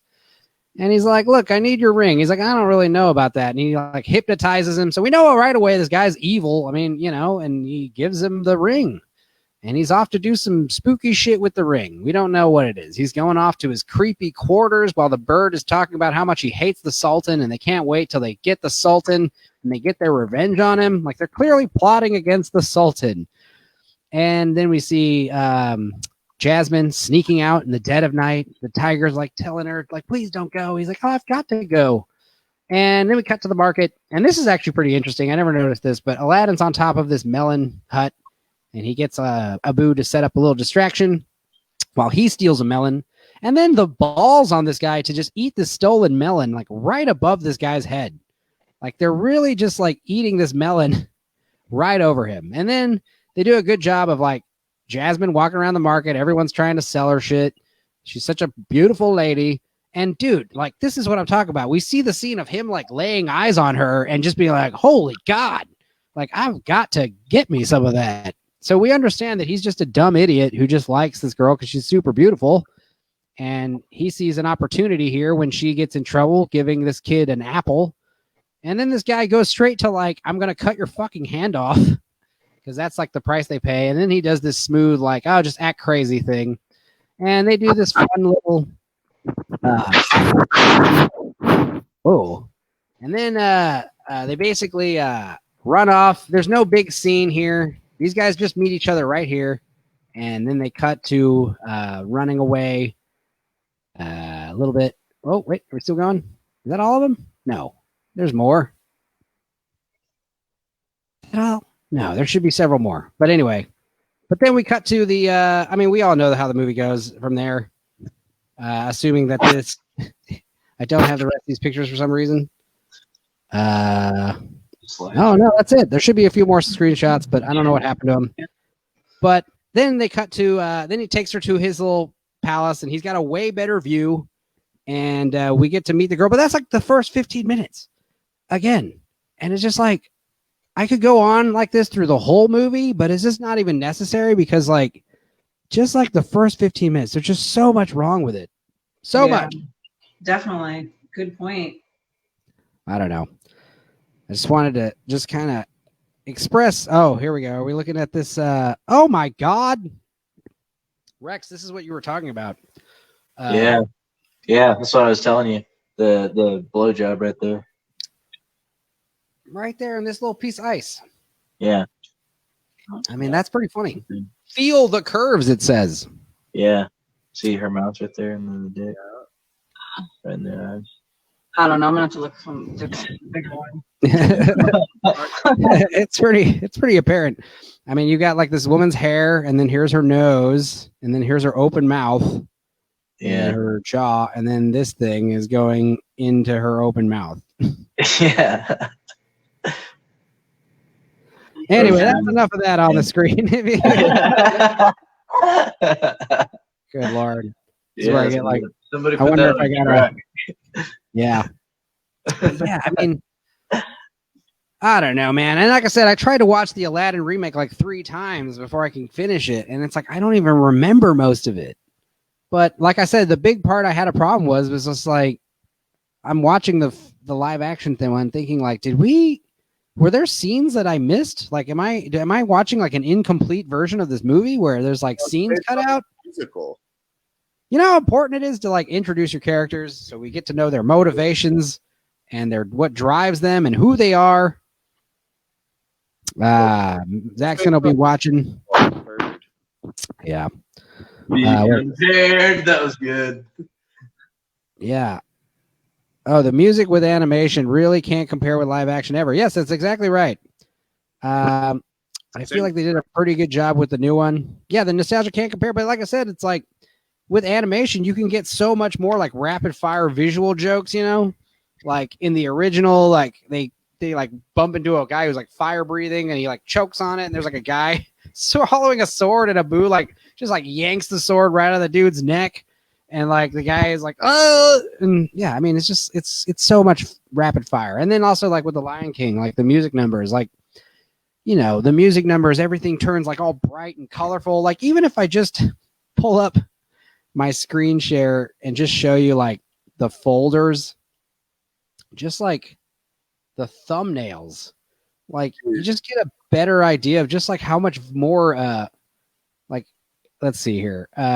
If I go screen share this, that, like these thumbnails. Okay, see these thumbnails? This is the remake.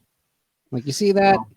No big deal. But then we look at the original and it's just like, look how much more, like, look at this color. Look at these vibrant, it just looks great. It's just, this is something kids want to see. You know, kids like this loud shit, you know?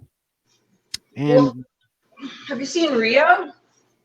I did like Rio with the birds. Rio was really good. Yeah. Was that DreamWorks? I don't know. Yeah. Rio was DreamWorks, and so was I liked Rango a lot. Yeah. That weird ass Johnny Depp as a lizard movie. Yeah. It was that got pretty dark too. Yeah, that one's not really for kids. That one's for like it's kind of like a Galaxy Quest or Three Amigos type of movie. Yeah, I like family films, you know, like The Iron Giant. Like that movie's for kids, but I think fucking grown-ups like that movie a lot too, you know? Yeah, I like when they put the grown-up humor in there. The last Disney movie I really liked was Tangled. It was before they did Frozen. I thought it was really well done, and then I hate Rapunzel movie. Yeah. Tangled was all right. I liked Bolt with John Travolta as the little dog. Oh, I saw that. That was pretty good. It was like he's like a dog actor who thinks he's really like a superhero or something. It was cute. But yeah, dude, I liked Lilo and Stitch and dude, Stitch is such a maniac, dude. That's one, like, make a live action Lilo and Stitch, but don't just remake the movie. Like, just make like a live action sequel. Should you though? I mean, make a live action sequel to The Iron Giant too. Because you're mad about the Aladdin remake. Yeah. Should they be doing these? Like, did anybody see the Mulan one? Was that good? Oh, look at this. Savannah coming in with like the big brain. Aside from the kids liking the color, vivid colors, if I recall correctly, help them to distinguish between colors and shapes while they're learning. Yes. That's good. And that's what I was saying earlier, like the live action one. It's like everything is like during these action scenes, you don't know, your eyes don't really know what to follow in some of these scenes. I mean, I couldn't really show you because it's all still frames. But yeah, Moana and Coco were both great. Yeah, I wish Coco was just in Spanish. Like, it would have been way more ballsy if Disney was like, fuck it, we're going to make this movie full-blown in Spanish. Like, I would recommend watching the Spanish version because it's just like watching Memoirs of a Geisha, like when everyone's speaking like weird broken English. It's just like, why don't we just put it in why don't we just make this movie Japanese? Like, wouldn't that just be better? And I felt the same way with Coco. I swear there's a part where they were like speaking like Spanish slang and it was wrong. Like, instead of saying maso menos, it was like maso mezzo. I feel like they said it wrong. It was something like that. It was like some kind of slang that, you know, Mexicans usually say, like, maso menos. But I think I remember them saying it wrong, like maso mezzo. And I was like, what? But like I said, it's like Coco was good, but it's kind of hard to not, like, the people saying, oh, Coco, it really tugged on the heartstrings. It's like, yeah, it's about your fucking, how could you not make a movie that tugs on a heartstring when it's literally about your relatives dying? It's like, I would be so impressed if you made an animated movie about your relatives dying that wasn't, you know, somehow emotionally resonating. Like, you're just being like, how do you fuck that up? I mean, because that's the whole thing, is like, where do we go when we die? What happens? And, you know, you can't just make a movie about how nothing happens. You just rot in the ground. You got to make a good movie about how we go on some magic adventure. I mean, honestly, that sounds like a good movie to me. Just finished Aladdin. You were right about the intro and the original got too Broadway for me. Well, that's what Lauren was saying. Lauren Siegel was saying that it is the Aladdin remake live action is a remake of the Broadway.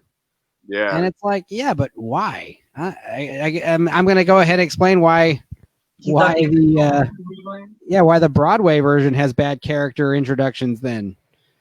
But yeah, the new Aladdin is rushed because they just assume you've seen the original. You know, Aladdin the Lion King remake didn't do that. And, you know, I know they're going to remake. Yeah, exactly. Tug on those emotional strings. And when you just start making a movie that is clearly a cash grab, hey, we're going to make The Emperor's New Groove, but it's going to be live action. And it's just like, animation never ages. You can watch an animated movie from 50 years ago and it'll be the exact same. It doesn't get out of date. It doesn't get, and what's funny is the Lion King animated one will get out of date because, it's not a live action remake. It is animated. It's just computer animated. And I just don't understand, Too much Beyonce. There was too little Beyonce, honestly. It was only Beyonce's hardly in it. And it's because I will say that right at the hour mark, right at the halfway point, Simba's full grown. And I was like, that's, it's good pacing. Yeah. But yeah, you got Beyonce Knowles. She's probably the highest paid actress or actor in the entire thing. Yeah. Yeah.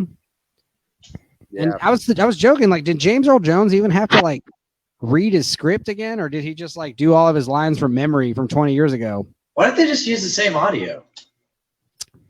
Yeah, I don't know. I remember James Earl Jones' diction was really slow, and he just kind of seemed like he was phoning it in because he could have. But it's why don't you just why John Oliver? Why don't you just bring back Mr. Bean as the voice of Zazu? Because he was great. Oh, that was Mr. Bean. That was Rowan Atkinson. Yeah, Zazu. Yeah, dude. Now I like that movie even more. Oh, dude, Jeremy Irons is Scar. That was dope. I didn't realize that Idris Elba was Scar until the final act of the movie. Dude, Rex, that cat's about to pounce on you. Oh, never mind. He bailed. That cat was totally about to jump on your head. That cat didn't want to do.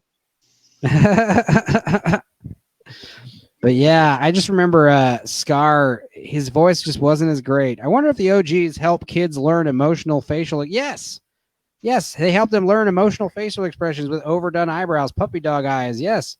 Well, it also helps tell the story better. Yeah. You know what Aladdin's thinking because all of his fucking faces are super hamming it up. He's those poor kids. His faces he's literally making that's what these animators used to do. They would just have a mirror and they just look at them making faces and try to capture this expressive emotions. Yeah, the Just Can't Wait to Be King number in Lion King, the remake. It just doesn't have the flair in it because they can't do all their animated faces. They could though. That's what they could. They could just in the original the original everything turns pink. And all the zebras are blue and green and everyone's colored funny. And they're doing slides down giraffes' necks. And in the remake, they're just a bunch of animals just walking around a pond. Yeah. And that's basically it. And I was joking about how I understand they're little lion cubs, but there's a scene where they're running with the zebra. And I was like, dude, if I was Zazu, I'd be freaking out. I'm like, yo, you kids are going to get killed. It's literally two kittens running with zebra. It's you're going to get trampled to death and I'm going to get in trouble. Your mother is the queen lion. Body language is typically inherent and there are social things that we agree upon. The okay sign, the wink. Well, the okay sign is now a white power sign, apparently. Winking, whatever. I'm just joking. That was a gotcha thing. Yeah. Though they vary culture to culture. Yeah, smiling. Smiling's one of those things and laughing's one of those things that we all do. We don't realize it. And people make sad faces and they cry when they get hurt and stuff. It's human. Let's see, Savannah. I posted some article recently about how people laugh essentially the same way. I laugh out of my butt. I laugh out of my ass. So I don't know if that's absolutely true, but yes, we all laugh. Watching babies laugh, it's always funny. All right, I'll stop talking about laughing out of my ass. It'd be cool if I just started farting uncontrollably every time I found something funny. That'd be pretty good. That'd be one of those lame X-Men superpowers, You always hear about the cool X-Men powers where they can walk through walls and fly. You never hear about a guy who can just I fart a lot when I laugh. That's my mutant power. Haven't they tried this with a movie script before, I feel where they were the lame X-Men or something like that. Oh my God. Yeah. The lame shakes head. Don't shake your head at me. Yeah, the lame X-Men movie would be a funny one where all the good ones go out on a mission and they all die. And you got nothing but the leftovers. That's what they could be called. The leftover the leftover X-Men. You got a guy who can just speak languages that he doesn't know. but he doesn't really know what he's saying because he doesn't know the languages. Or what else? Fringe personalities have to learn that stuff, though, right? Like psychopaths? Yeah, I think so. But you gotta. Are psychopaths born or are they raised? You probably just become a psychopath because you weren't watching Disney movies as a kid. That's what Disney wants. Because you were. Disney wants you to think like, hey, if you watch these kids, you'll learn. If you watch these movies, you'll learn how to emote as a kid. You won't grow up to be a psychopath. Yeah, separate discussions. We could talk about. Oh yeah, a lot of psychopaths were abandoned in some form. Yes, that makes sense. What's gold? Gold about my butt? I think the language.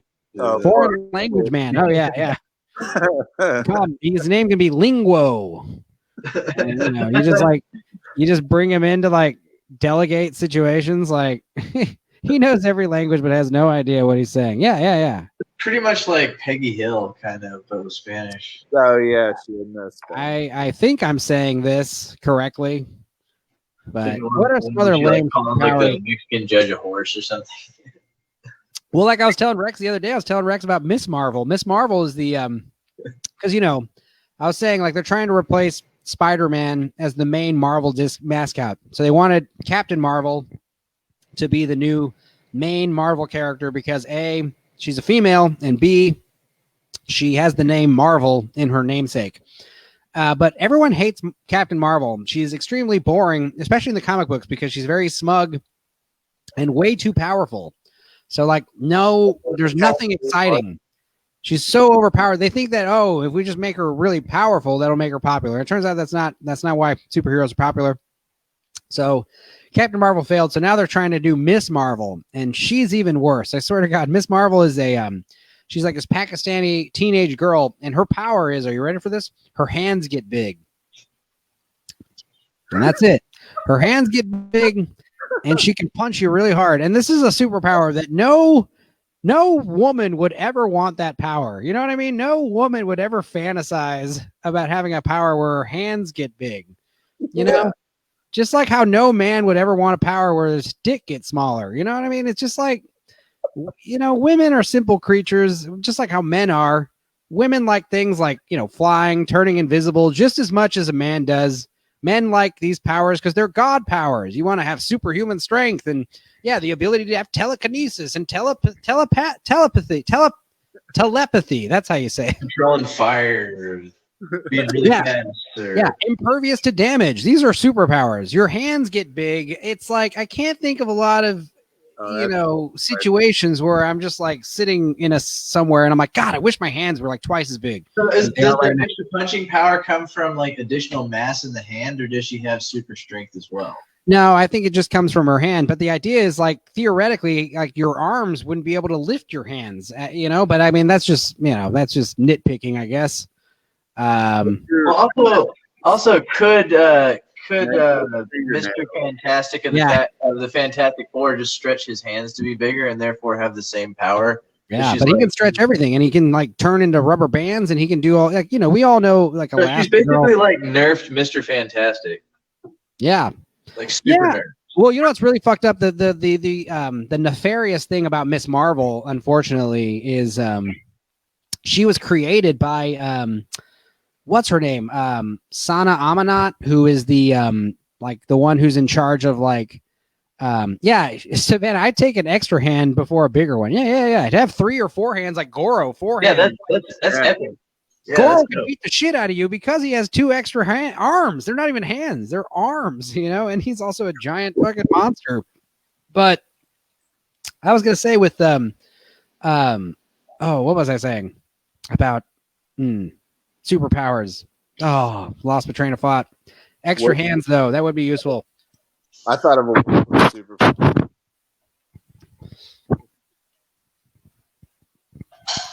You're not. We can't hear you anymore, Matt. There's something. Your microphone's like totally off. Wait. Weird. There. Now I can hear you. Okay. What were you saying? Max. No, I was saying. So terrible superpower like a lame X-Man. Let's keep those going. Yeah. So you could telekinetically screw in a light bulb, but you can only screw it in halfway, so you still have to get up and. You can't do things like finger tight. Yeah. Telekinesis. All the way. Yeah, it's like weak. So Yeah, it's like, I can get it in there, and it's like I can twist it a little bit, but then but you got someone's got to finish it. Yeah. Yeah, you also can't unscrew. Only applying light bulbs because I guess a weak telekinesis can still be handy for like stealing documents from like top secret places. You just like taking wallets out of people's back pocket. Like that's the thing. Is like, is your power more suitable for good or bad? You know, that's another. Because like a guy who can speak all these languages, that's obviously a good guy. He's going to be a diplomat, and he's going to talk. I mean, he could be like a good neutral character. But yeah, you got someone who's like, oh, my power is I can, convince people. I can make people's eyes explode. It's like, I don't know how you're going to use that for good too much, like pretty much just in war, just to like vanquish enemies is like the only reason. Eddie's got a good one right here. You ready? You got a parasitic twin that gives you free Wi-Fi. That's excellent. Like you have like a little fetus attached to your head. And you just got free internet wherever you go. That's actually pretty useful. It's like Quato, but with Wi-Fi. Dude, Quato from Total Recall. Quato, yeah. Where like opens his shirt, he's like, open your mind. Yeah. Open your mind and I'll give you my router address. You can use it. But yeah, because that's the thing is like I would love to live because that's not even that's not like a good or bad guy. So that's like a selfish superpower. Like I could go live in the woods and just have free Wi-Fi and not bother anybody. That's the thing is, if I can live anywhere as long as there's a grocery store somewhere nearby and I got internet. Like I can live in a fucking cardboard box in the middle of the Appalachian Mountains if those two criteria are met. Yeah. I'll shit in the ground and I'll cook all my food on a wood fire. I really don't care. I thought of one. How about one where you can pee really, really, really fast, but way less accurately? Oh, it just like sprays like a yeah, but your bladder's empty in like a second. Jesus. Yeah. Talk about that'd be useful for like riot control and crowd control. Wow. And that's the thing is, does it come out with more force because it's coming out so fast? Like, could it like knock you down? I don't know. I guess it depends on how much I think the force and the volume of a fire hose does it. Whereas if you just like spit to the fire hose, it's not going to knock you over. Right. Like there's not enough mass in the water. So I guess that's why I always said about Superman, because they joke about how he's got like ice breath. It's like, how does that work? Oh, Matt Bell. But ice breath, it's like the way ice breath works for Superman. It's like, because when you blow on your hand, like it's like hot. But when you tighten your lips and you blow, it gets cool. So I was saying Superman can somehow like make his pucker his lips so tight and blow so hard that it's like ice breath. But yeah, dude, that's how it would work. But what are some other good shitty powers? I mean, not even necessarily shitty, just like they wouldn't be useful at all in combat. Like free Wi-Fi. It's like we'll obviously keep you in the X-Men mansion because we get free Wi-Fi now because you're here.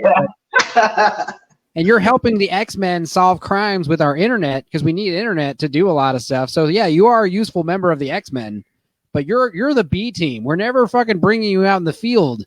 I can think of some reasons. If you could like falsify like things, you could do like a snoop attack to where you clone someone else's network so that they log on with their bad guy information, and then you're like, okay, they logged on with this. We need you to hack their stuff or whatever. They could kind of use them as like a intelligence sort of operative. It'd be a good power is like your penis, if it was ever cut off, it grows back, but only your penis. So the idea is like, I don't know, you can just chop your dick off and throw it at people and just freak them out. And that's like that could probably get you out of a couple sticky situations, but I don't think you could use that one a lot. But it'd probably turn into some sort of fetish. Like you. Yeah, dude, don't worry, Matt. I mean, come on whenever. It's like every Monday, I always like how like every Monday I always seem to get some new person on, and Matt was the new one. So nice. Snoop attack.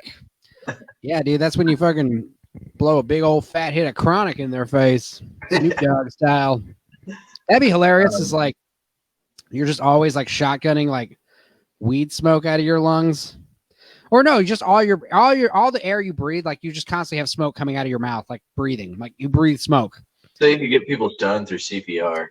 Yeah, so it's like a nuisance power. It's like every room you go into gets hotboxed with like this weird like smoke. It's not even like weed smoker. It's just like some kind of smoke, like sulfur or something. Like you're some kind of demonic, Because that's the thing. It's like there are plenty of those other X-Men mutants where like Nightcrawler or Mystique or what's the other one's name? Nightmare. These guys like literally look like demons. Like that's weird. That's weird. Nightcrawler is great though. He teleports and it smells like rotten eggs apparently. Whoa. Like the mist he leaves, it's really stinky. It smells like what's in hell? Sulfur and what? Yeah, fire and brimstone. Brimstone, yeah, there you go. Yeah, sulfur and brimstone is what it smells like. I think the brimstone is the sulfur. Okay, that makes more sense. Yeah. God, remember I watched Dante's Peak recently when they're all turning on the water faucets and like all that small sulfury water starts coming out, and that's how they know the mountain's gonna blow. Lord, that's just like a normal day in Blanco County. Yeah, dude. Sulfur. Oh, they had my mom out in Alvin. I finally convinced her to start. I mean, not finally. This was like years ago, but like when she first moved there, it's like, Mom, you got to stop drinking this tap water. It's tap water coming out of these taps. We're like, God, it's like fucking shit floating in this. Like, what? I grew up on water like that. Yeah. Like my parents still use mostly unfiltered water straight from a well out there. I grew up in El Paso. They had a lot of like they don't have any water out there, so we have like they have one of the greatest, like the most advanced like water treatment facilities in the world because we have to drink the fucking Rio Grande. Oh, because it's like, dude. Yeah. Yeah, they would give us like little tours of the place when we were in elementary school and stuff. It's like, this is where we recycle all of our shit water to drink. It's like, good God. All right. Oh man. Yeah. Pretty some guy in Blanco one time tried to like mess with the sewage, like the water purification facility for some like crazy like paranoid method reason, and that was like during the Bush years. So he got like charged with like terrorism shit. Yeah, he's trying to do one of those Batman Begins. Ra's al Ghul. He's trying to like poison the water supply with some kind of fear agent. Yeah. That's based on if you drink light enough beer, if you just drink like Lone Star or whatever, like it's like drinking water. It's like you don't need to just start, because it's like your dinner and your water, Is that cat food? No, dude, that's slow roasted pork shoulder. Okay. I was like, man, your cats are fucking, no wonder they're gonna get fat if they eat that much. Your cat's less. Got some tortillas cooking, probably gonna get on this. Nice. Yeah, I got some some leftover Dominoes, but yeah. Well, yeah, I mean that's pretty much it. I wanted to just basically air some grievances about Disney, and honestly, it's like once we get started on Marvel comics, I can really keep going because Marvel's next, man. We're talking about fucking up franchises and fucking up properties. Yeah. Marvel's coming up next, dude. Those movies are going to be, once they start putting Miss Marvel in movies, like I said, that's over. Big hands chick instead of Frank, dude. Yeah. The pulled pork. Dude, that pulled pork. Yeah, dude. I like taking one of those big pork butts, and just putting it in a crock pot, just put a bottle of barbecue sauce on it. Oh, there you go. Yeah, that's what you do. No, we did it with do we have any more of the Coke left? You dry rub or Coca-Cola? No, first it was Mexican Coke, but then we found Texas Coke, HEB. Yeah. Real sugar Coke, which is even better than the Mexican Coke. Well, so it's the same. Oh, dude, HEB sodas are far superior, right? HEB sodas are amazing. The cane sugar sodas are great. Yeah, it's super dang. I prefer Citrus Crush over Mountain Dew. I prefer the HEB. I gotta say I am partial to Dr. Pepper, but dude, when you get the Dublin Dr. Pepper, that's like fucking, oh god, sugar Dr. Pepper, or making Dr. Pepper barbecue sauce. There's a lot of stuff, man. Yeah. Dude, I remember, you honestly, when I was in college, and I did my history thesis on the Donner Party.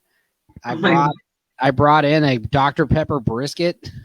So like everyone's like eating brisket sandwiches while I'm talking about like people eating their own families in the mountains, you know? And it was just like, because it was like a smaller classroom, you know, it's like 20 people, you know? So I just brought like this huge Dr. Pepper brisket I'd made, and we were just eating sandwiches. Gavin Griffin was in that class.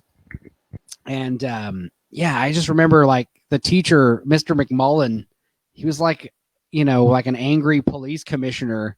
He had like a mustache, and he was always like berating everyone in the class for being like total idiots, you know, because it's like an art school. So, yeah, it's like an art school. So like everyone's just like slacking. And I remember everyone was like counting on getting like a curve in the grade, you know, and it's like because everyone was failing. Basically, everyone was failing, and everyone hated McMullen because they were all failing. And then meanwhile, I got like 100 on my research paper and had like a fucking 99 average or some shit.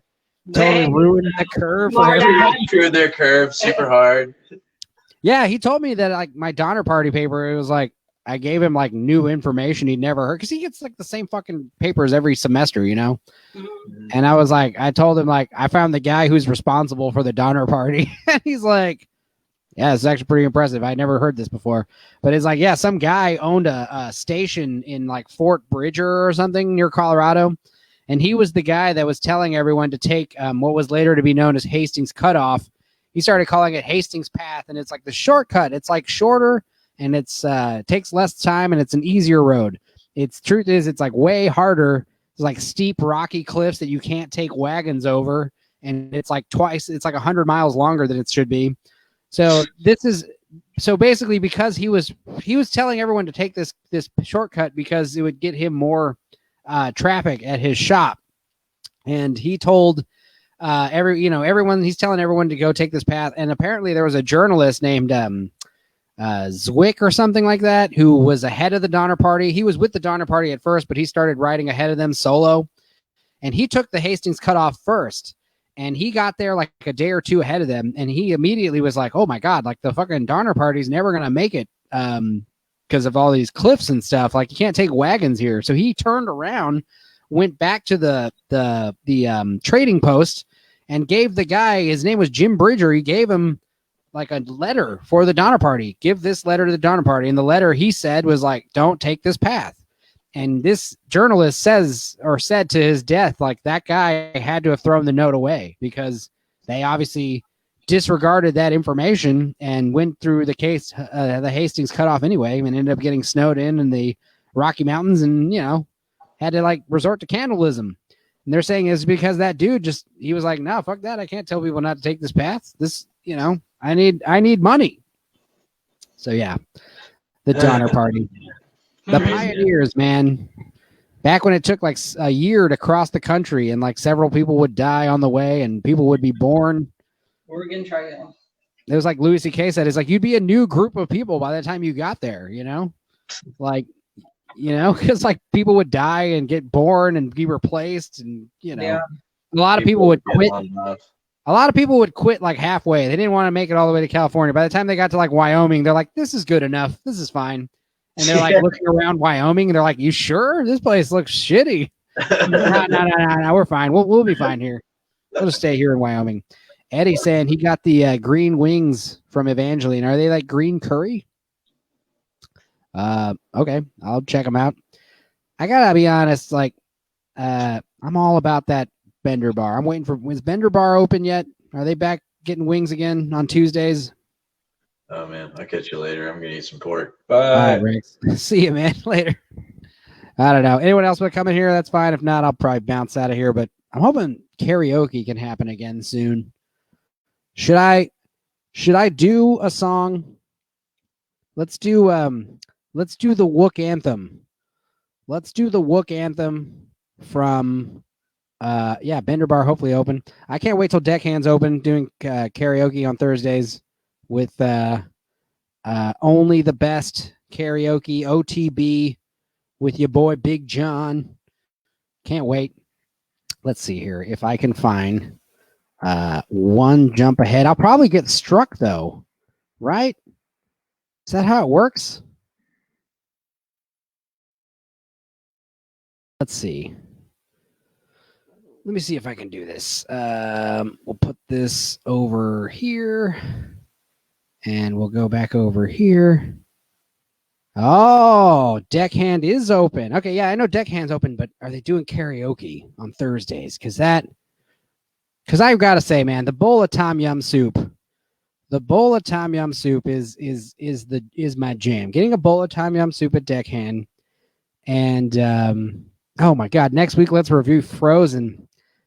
I can talk about Frozen. I did not get Frozen compared to like Aladdin, and Aladdin had great music. Yeah, Thursday is 3 days from now. So if there's karaoke on Thursday, let's do it. But yeah, I just did not like the music in Frozen. Like these songs just sound so. They sound like they're not. You got to write these songs and movies and stuff. You got to go through a couple drafts. You know, that's why they tell you to have a first draft, then a second draft, and a third. You got to revise and edit. You can't just like, you know, have a record on and just like play the first thing that comes out of your head and then just like call it a song. I don't know. Anyway, let me try and do, let's see if I get my stream shut down for doing this. That'd be lame if I did. But I want to sing to you the song about Wooks. One Jump Ahead from Aladdin. This song is all about Wooks. Let's see here. And, you know, if the stream suddenly cuts out in the middle, that's because Facebook removed it. And that would be shitty. But let's see. So, let's see here.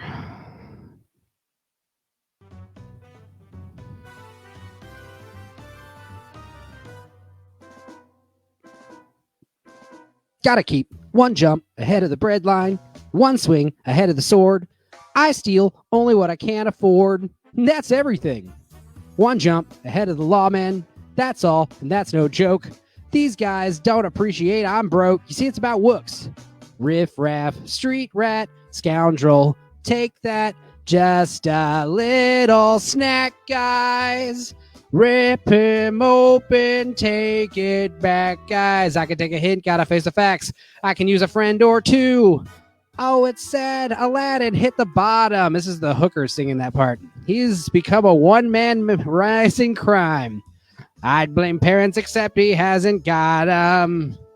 Gotta eat to live, gotta steal to eat. Tell you all about it when I get the time. One jump ahead of the slowpokes. One skip ahead of my doom. Next time, I'm gonna use a nom de plume. One jump ahead of the hitmen. One hit ahead of the flock. I think I'll take a stroll around the block. Stop thief, vandal, outrage, scandal. Let's not be too hasty. Yep. This chick thinks he's rather tasty. Gotta eat to live, gotta steal to eat. Otherwise, we'd get along. Wrong! Yeah. You know what'd be the coolest thing ever is if you saw a guy like running from the cops singing this song. One jump ahead of the hoofbeats. One hop ahead of the pump. One trick ahead of the disaster. We're quick, but I'm much faster. Here goes, better throw my hand in, wish me happy landing. All I gotta do is jump! Enzo, I came here for your movie knowledge. What movie had a dude who sits in some kind of like computerized chair that instantly customizes and creates a Lamborghini for him? Is that Lawnmower Man? It creates it for him like in the real world, or does it create for him in some kind of virtual world?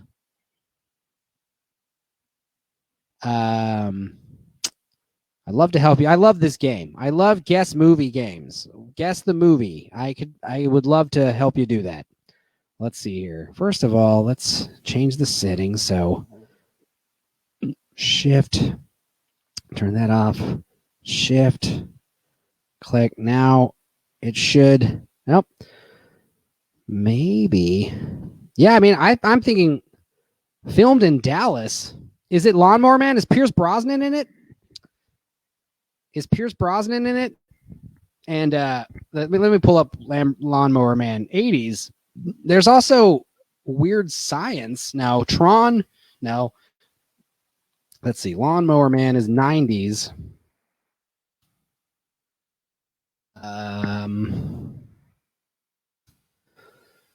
What's that guy's name who plays him? It's not Lawnmower Man. Okay. Let's see. I don't know this off the top of my head, but I can figure it out. No, Brosnan. Okay, so it's not Lawnmower Man. Can you describe anything else about the plot? There's a scene where he gets a Lamborghini, but let's see here. Computer hacker. Hacker, is he a computer hacker?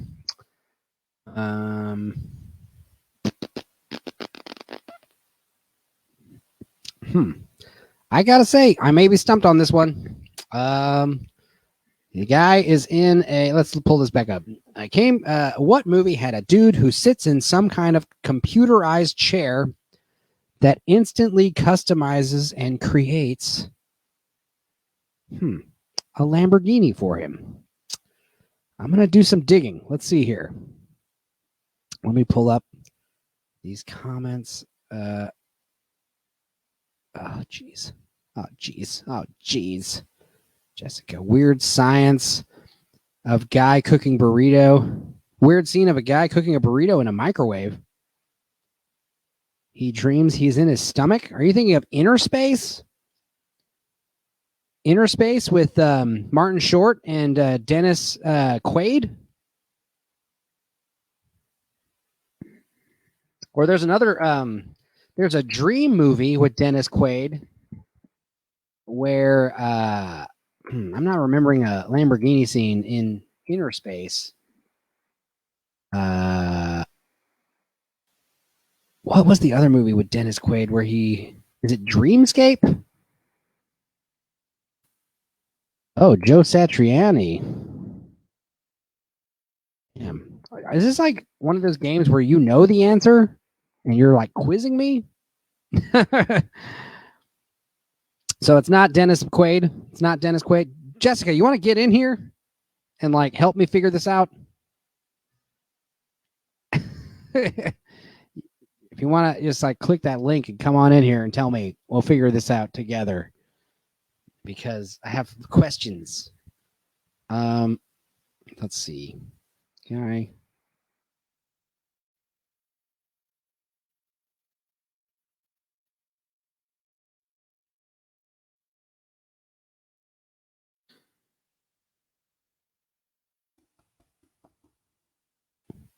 I don't know how to spell Lamborghini, I'm realizing.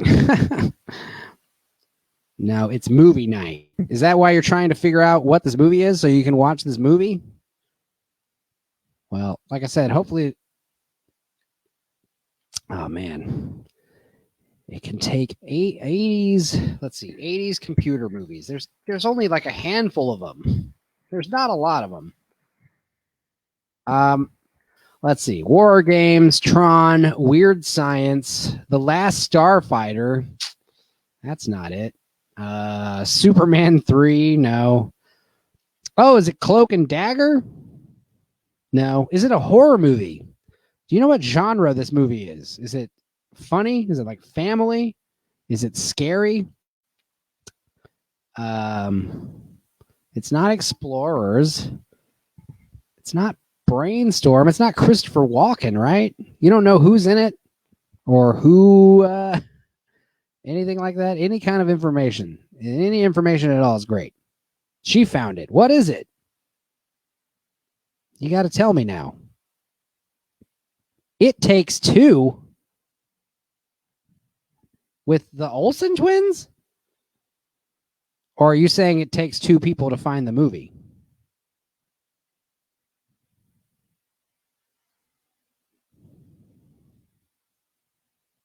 I'm so confused. Is it Daryl? There's no way it's It Takes Two. Jessica, I'm on the edge of my seat. There's no way it's It Takes Two. I don't remember any Lamborghini scene. I remember the scene where they put the gum in the lady's hair. And Oh, what? Tell me what the movie is, though. Why are you gonna leave me hanging? Here's the thing: is it any one of these movies? Is it any of these? Let's see. We've got. It's not Superman 3. I don't think it's Weird Science. It's not Tron. It's not War Games. 1988. Is that the name of the movie? Oh, is it Runaway? Runaway is 1984. Directed by David Beard. Are you like... Let's see here. Oh, are you saying there's another movie called It Takes Two? No way.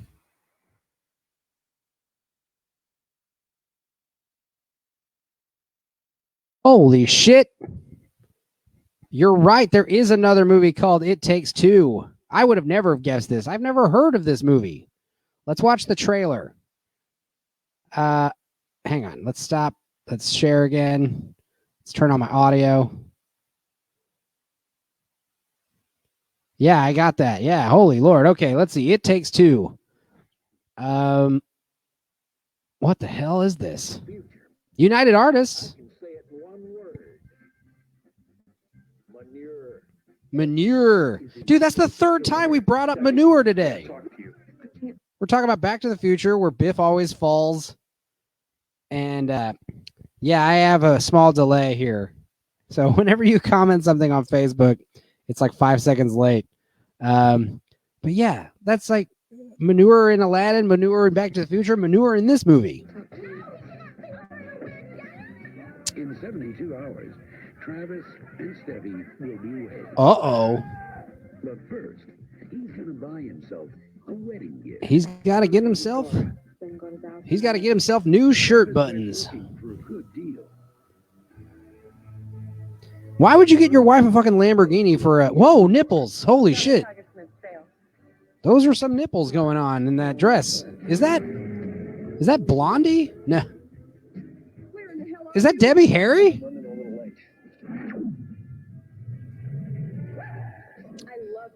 Dude, Debbie Harry showing them nips.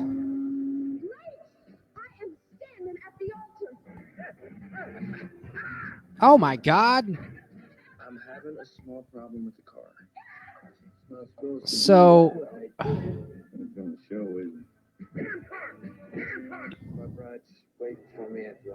dude, Blondie, she is such a babe.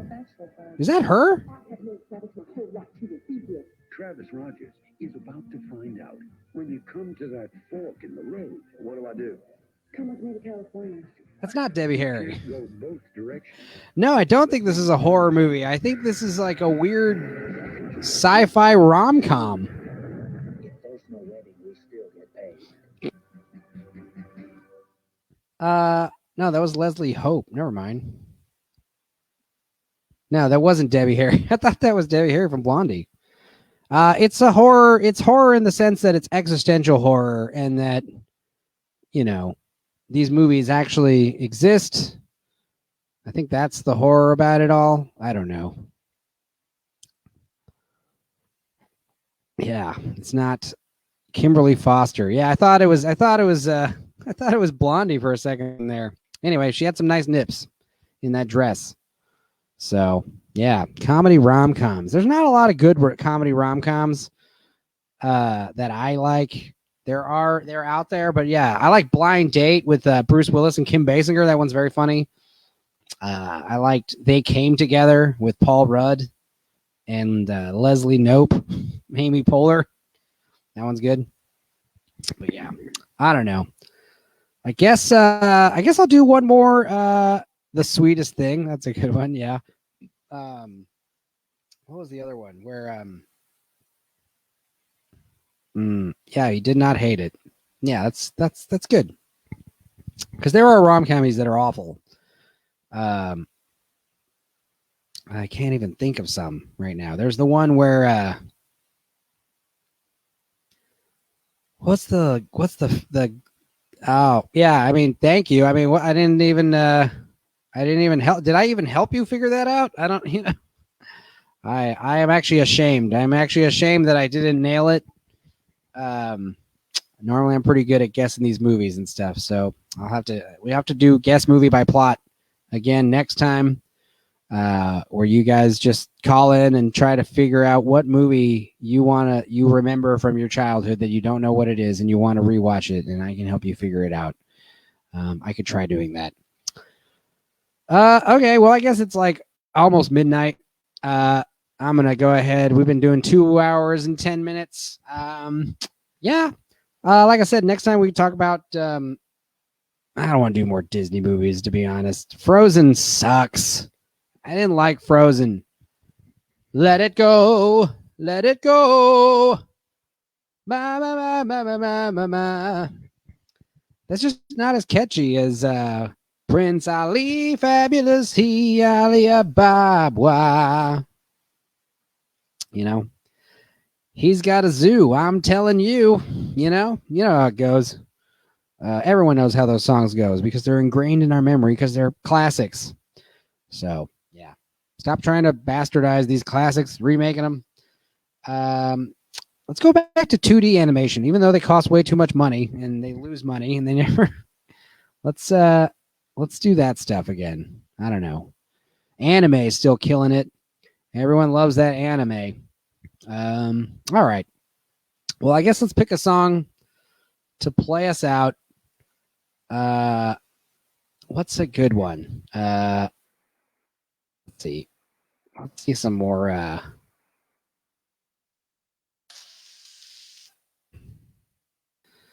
Oh my God. I know what we're going to see here.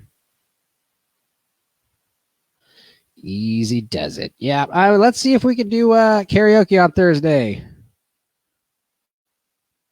Oh my God. I might get struck for this one, but we'll see here. I just don't, like I said, it's like everything's in halftime. And I don't know. It's like, oh, what's happening there?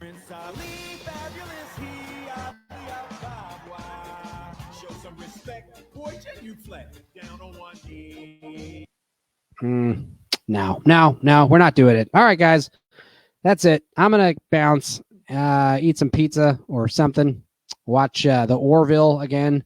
I'm actually pretty upset because I've been loving the Orville, and I'm realizing there's only like 2 seasons or maybe a third one that's on the internet somewhere. There's only 2 seasons on Hulu, and I'm about to finish the second season. I thought there was like 2 more or something. Kind of upset. Yeah, no, maybe not. Maybe some other time. We'll do I want to do karaoke ASAP. I miss the old days at Deckhand when it would just be like me and Big John going back and forth. Orville is that Seth MacFarlane show that's like, it's like a Star Trek knockoff, and it's more like Star Trek than the actual new Star Trek shows. Star Trek Discovery and Star Trek Picard, I hate them. They're not.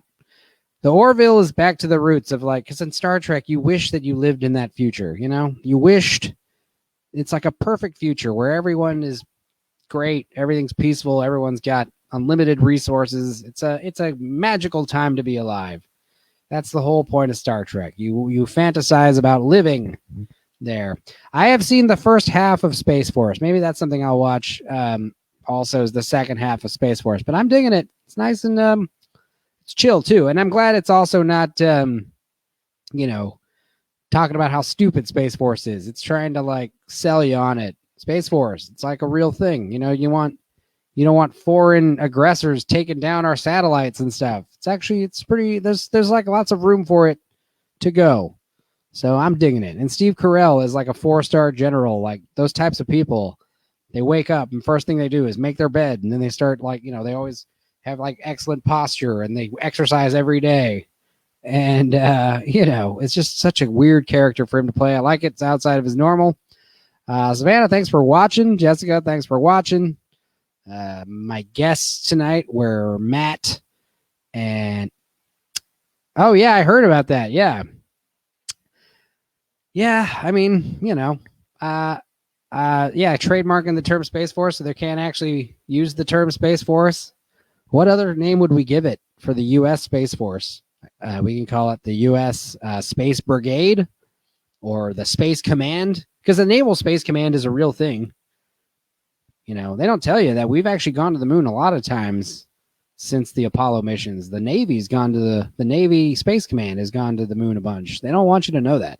They also allegedly, they also don't want you to know that the moon is actually a secret research base, observation base. What else is going on with the moon? It's totally hollow. I've heard some pretty cool shit about the moon that's, you know, not true probably, but the idea is it's not a moon and it's not our moon. Spooky.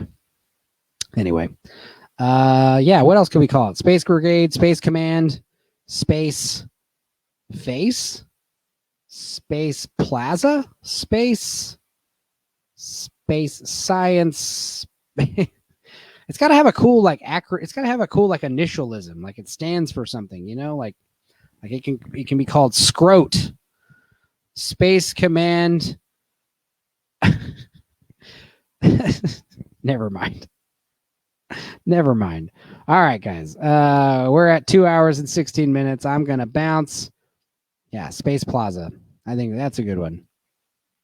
Yeah. Let's think about it. Scrote. What could Scrote stand for? The Space Command retrieve obstacles together. That makes no sense, but I'm gonna go with it. Space Celestial Orbit should be in there. I don't know. Yeah, I don't know. We should just call it Scrotum and make Scrotum stand for something. That'd be tight. That'd be cool. I'm with Scrotum, Mr. President, and I have urgent news about an asteroid hurtling towards Earth. Last night, Scrotum saw on our research base that there is a 1,500 kiloton asteroid hurtling towards Earth. Now, our base at Scrotum headquarters I'm just liking it the more I think about it, honestly. Scrote, Scrote. I'll figure out what that stands for later tonight while I'm toiling on my sleepless evening, thinking about the important stuff. I know everyone's thinking about, you know, injustice and police brutality. Yeah, there you go. Space Command rudderlessly orbits things. Thank you, Savannah. Love it. Scrote. I think that's what we'll settle for. Because, yeah, let them have space. Let them have Space Force. We'll keep the Space Command. We'll keep the Space Command rudderlessly orbiting things. That's what we will call ourselves. Thank you very much. It's going to be huge. Like Trump likes to call things huge. Like his hands and his hair and his he's got a weird like penguin body. It's cool. It's like one of those bodysuits like Mrs. Doubtfire. Strange. Okay, well, good night, you guys. Yeah, I guess I'll see y'all next Monday. Big news, Fecal Pickle wise. We're going to be doing a big Fecal Pickle concert in the next couple weeks. I'm already going to be recording all my stuff or planning out our set list, and we're going to set a date soon. So stay tuned for that. And yeah, you guys have a great night, and take care. All right. Bye-bye.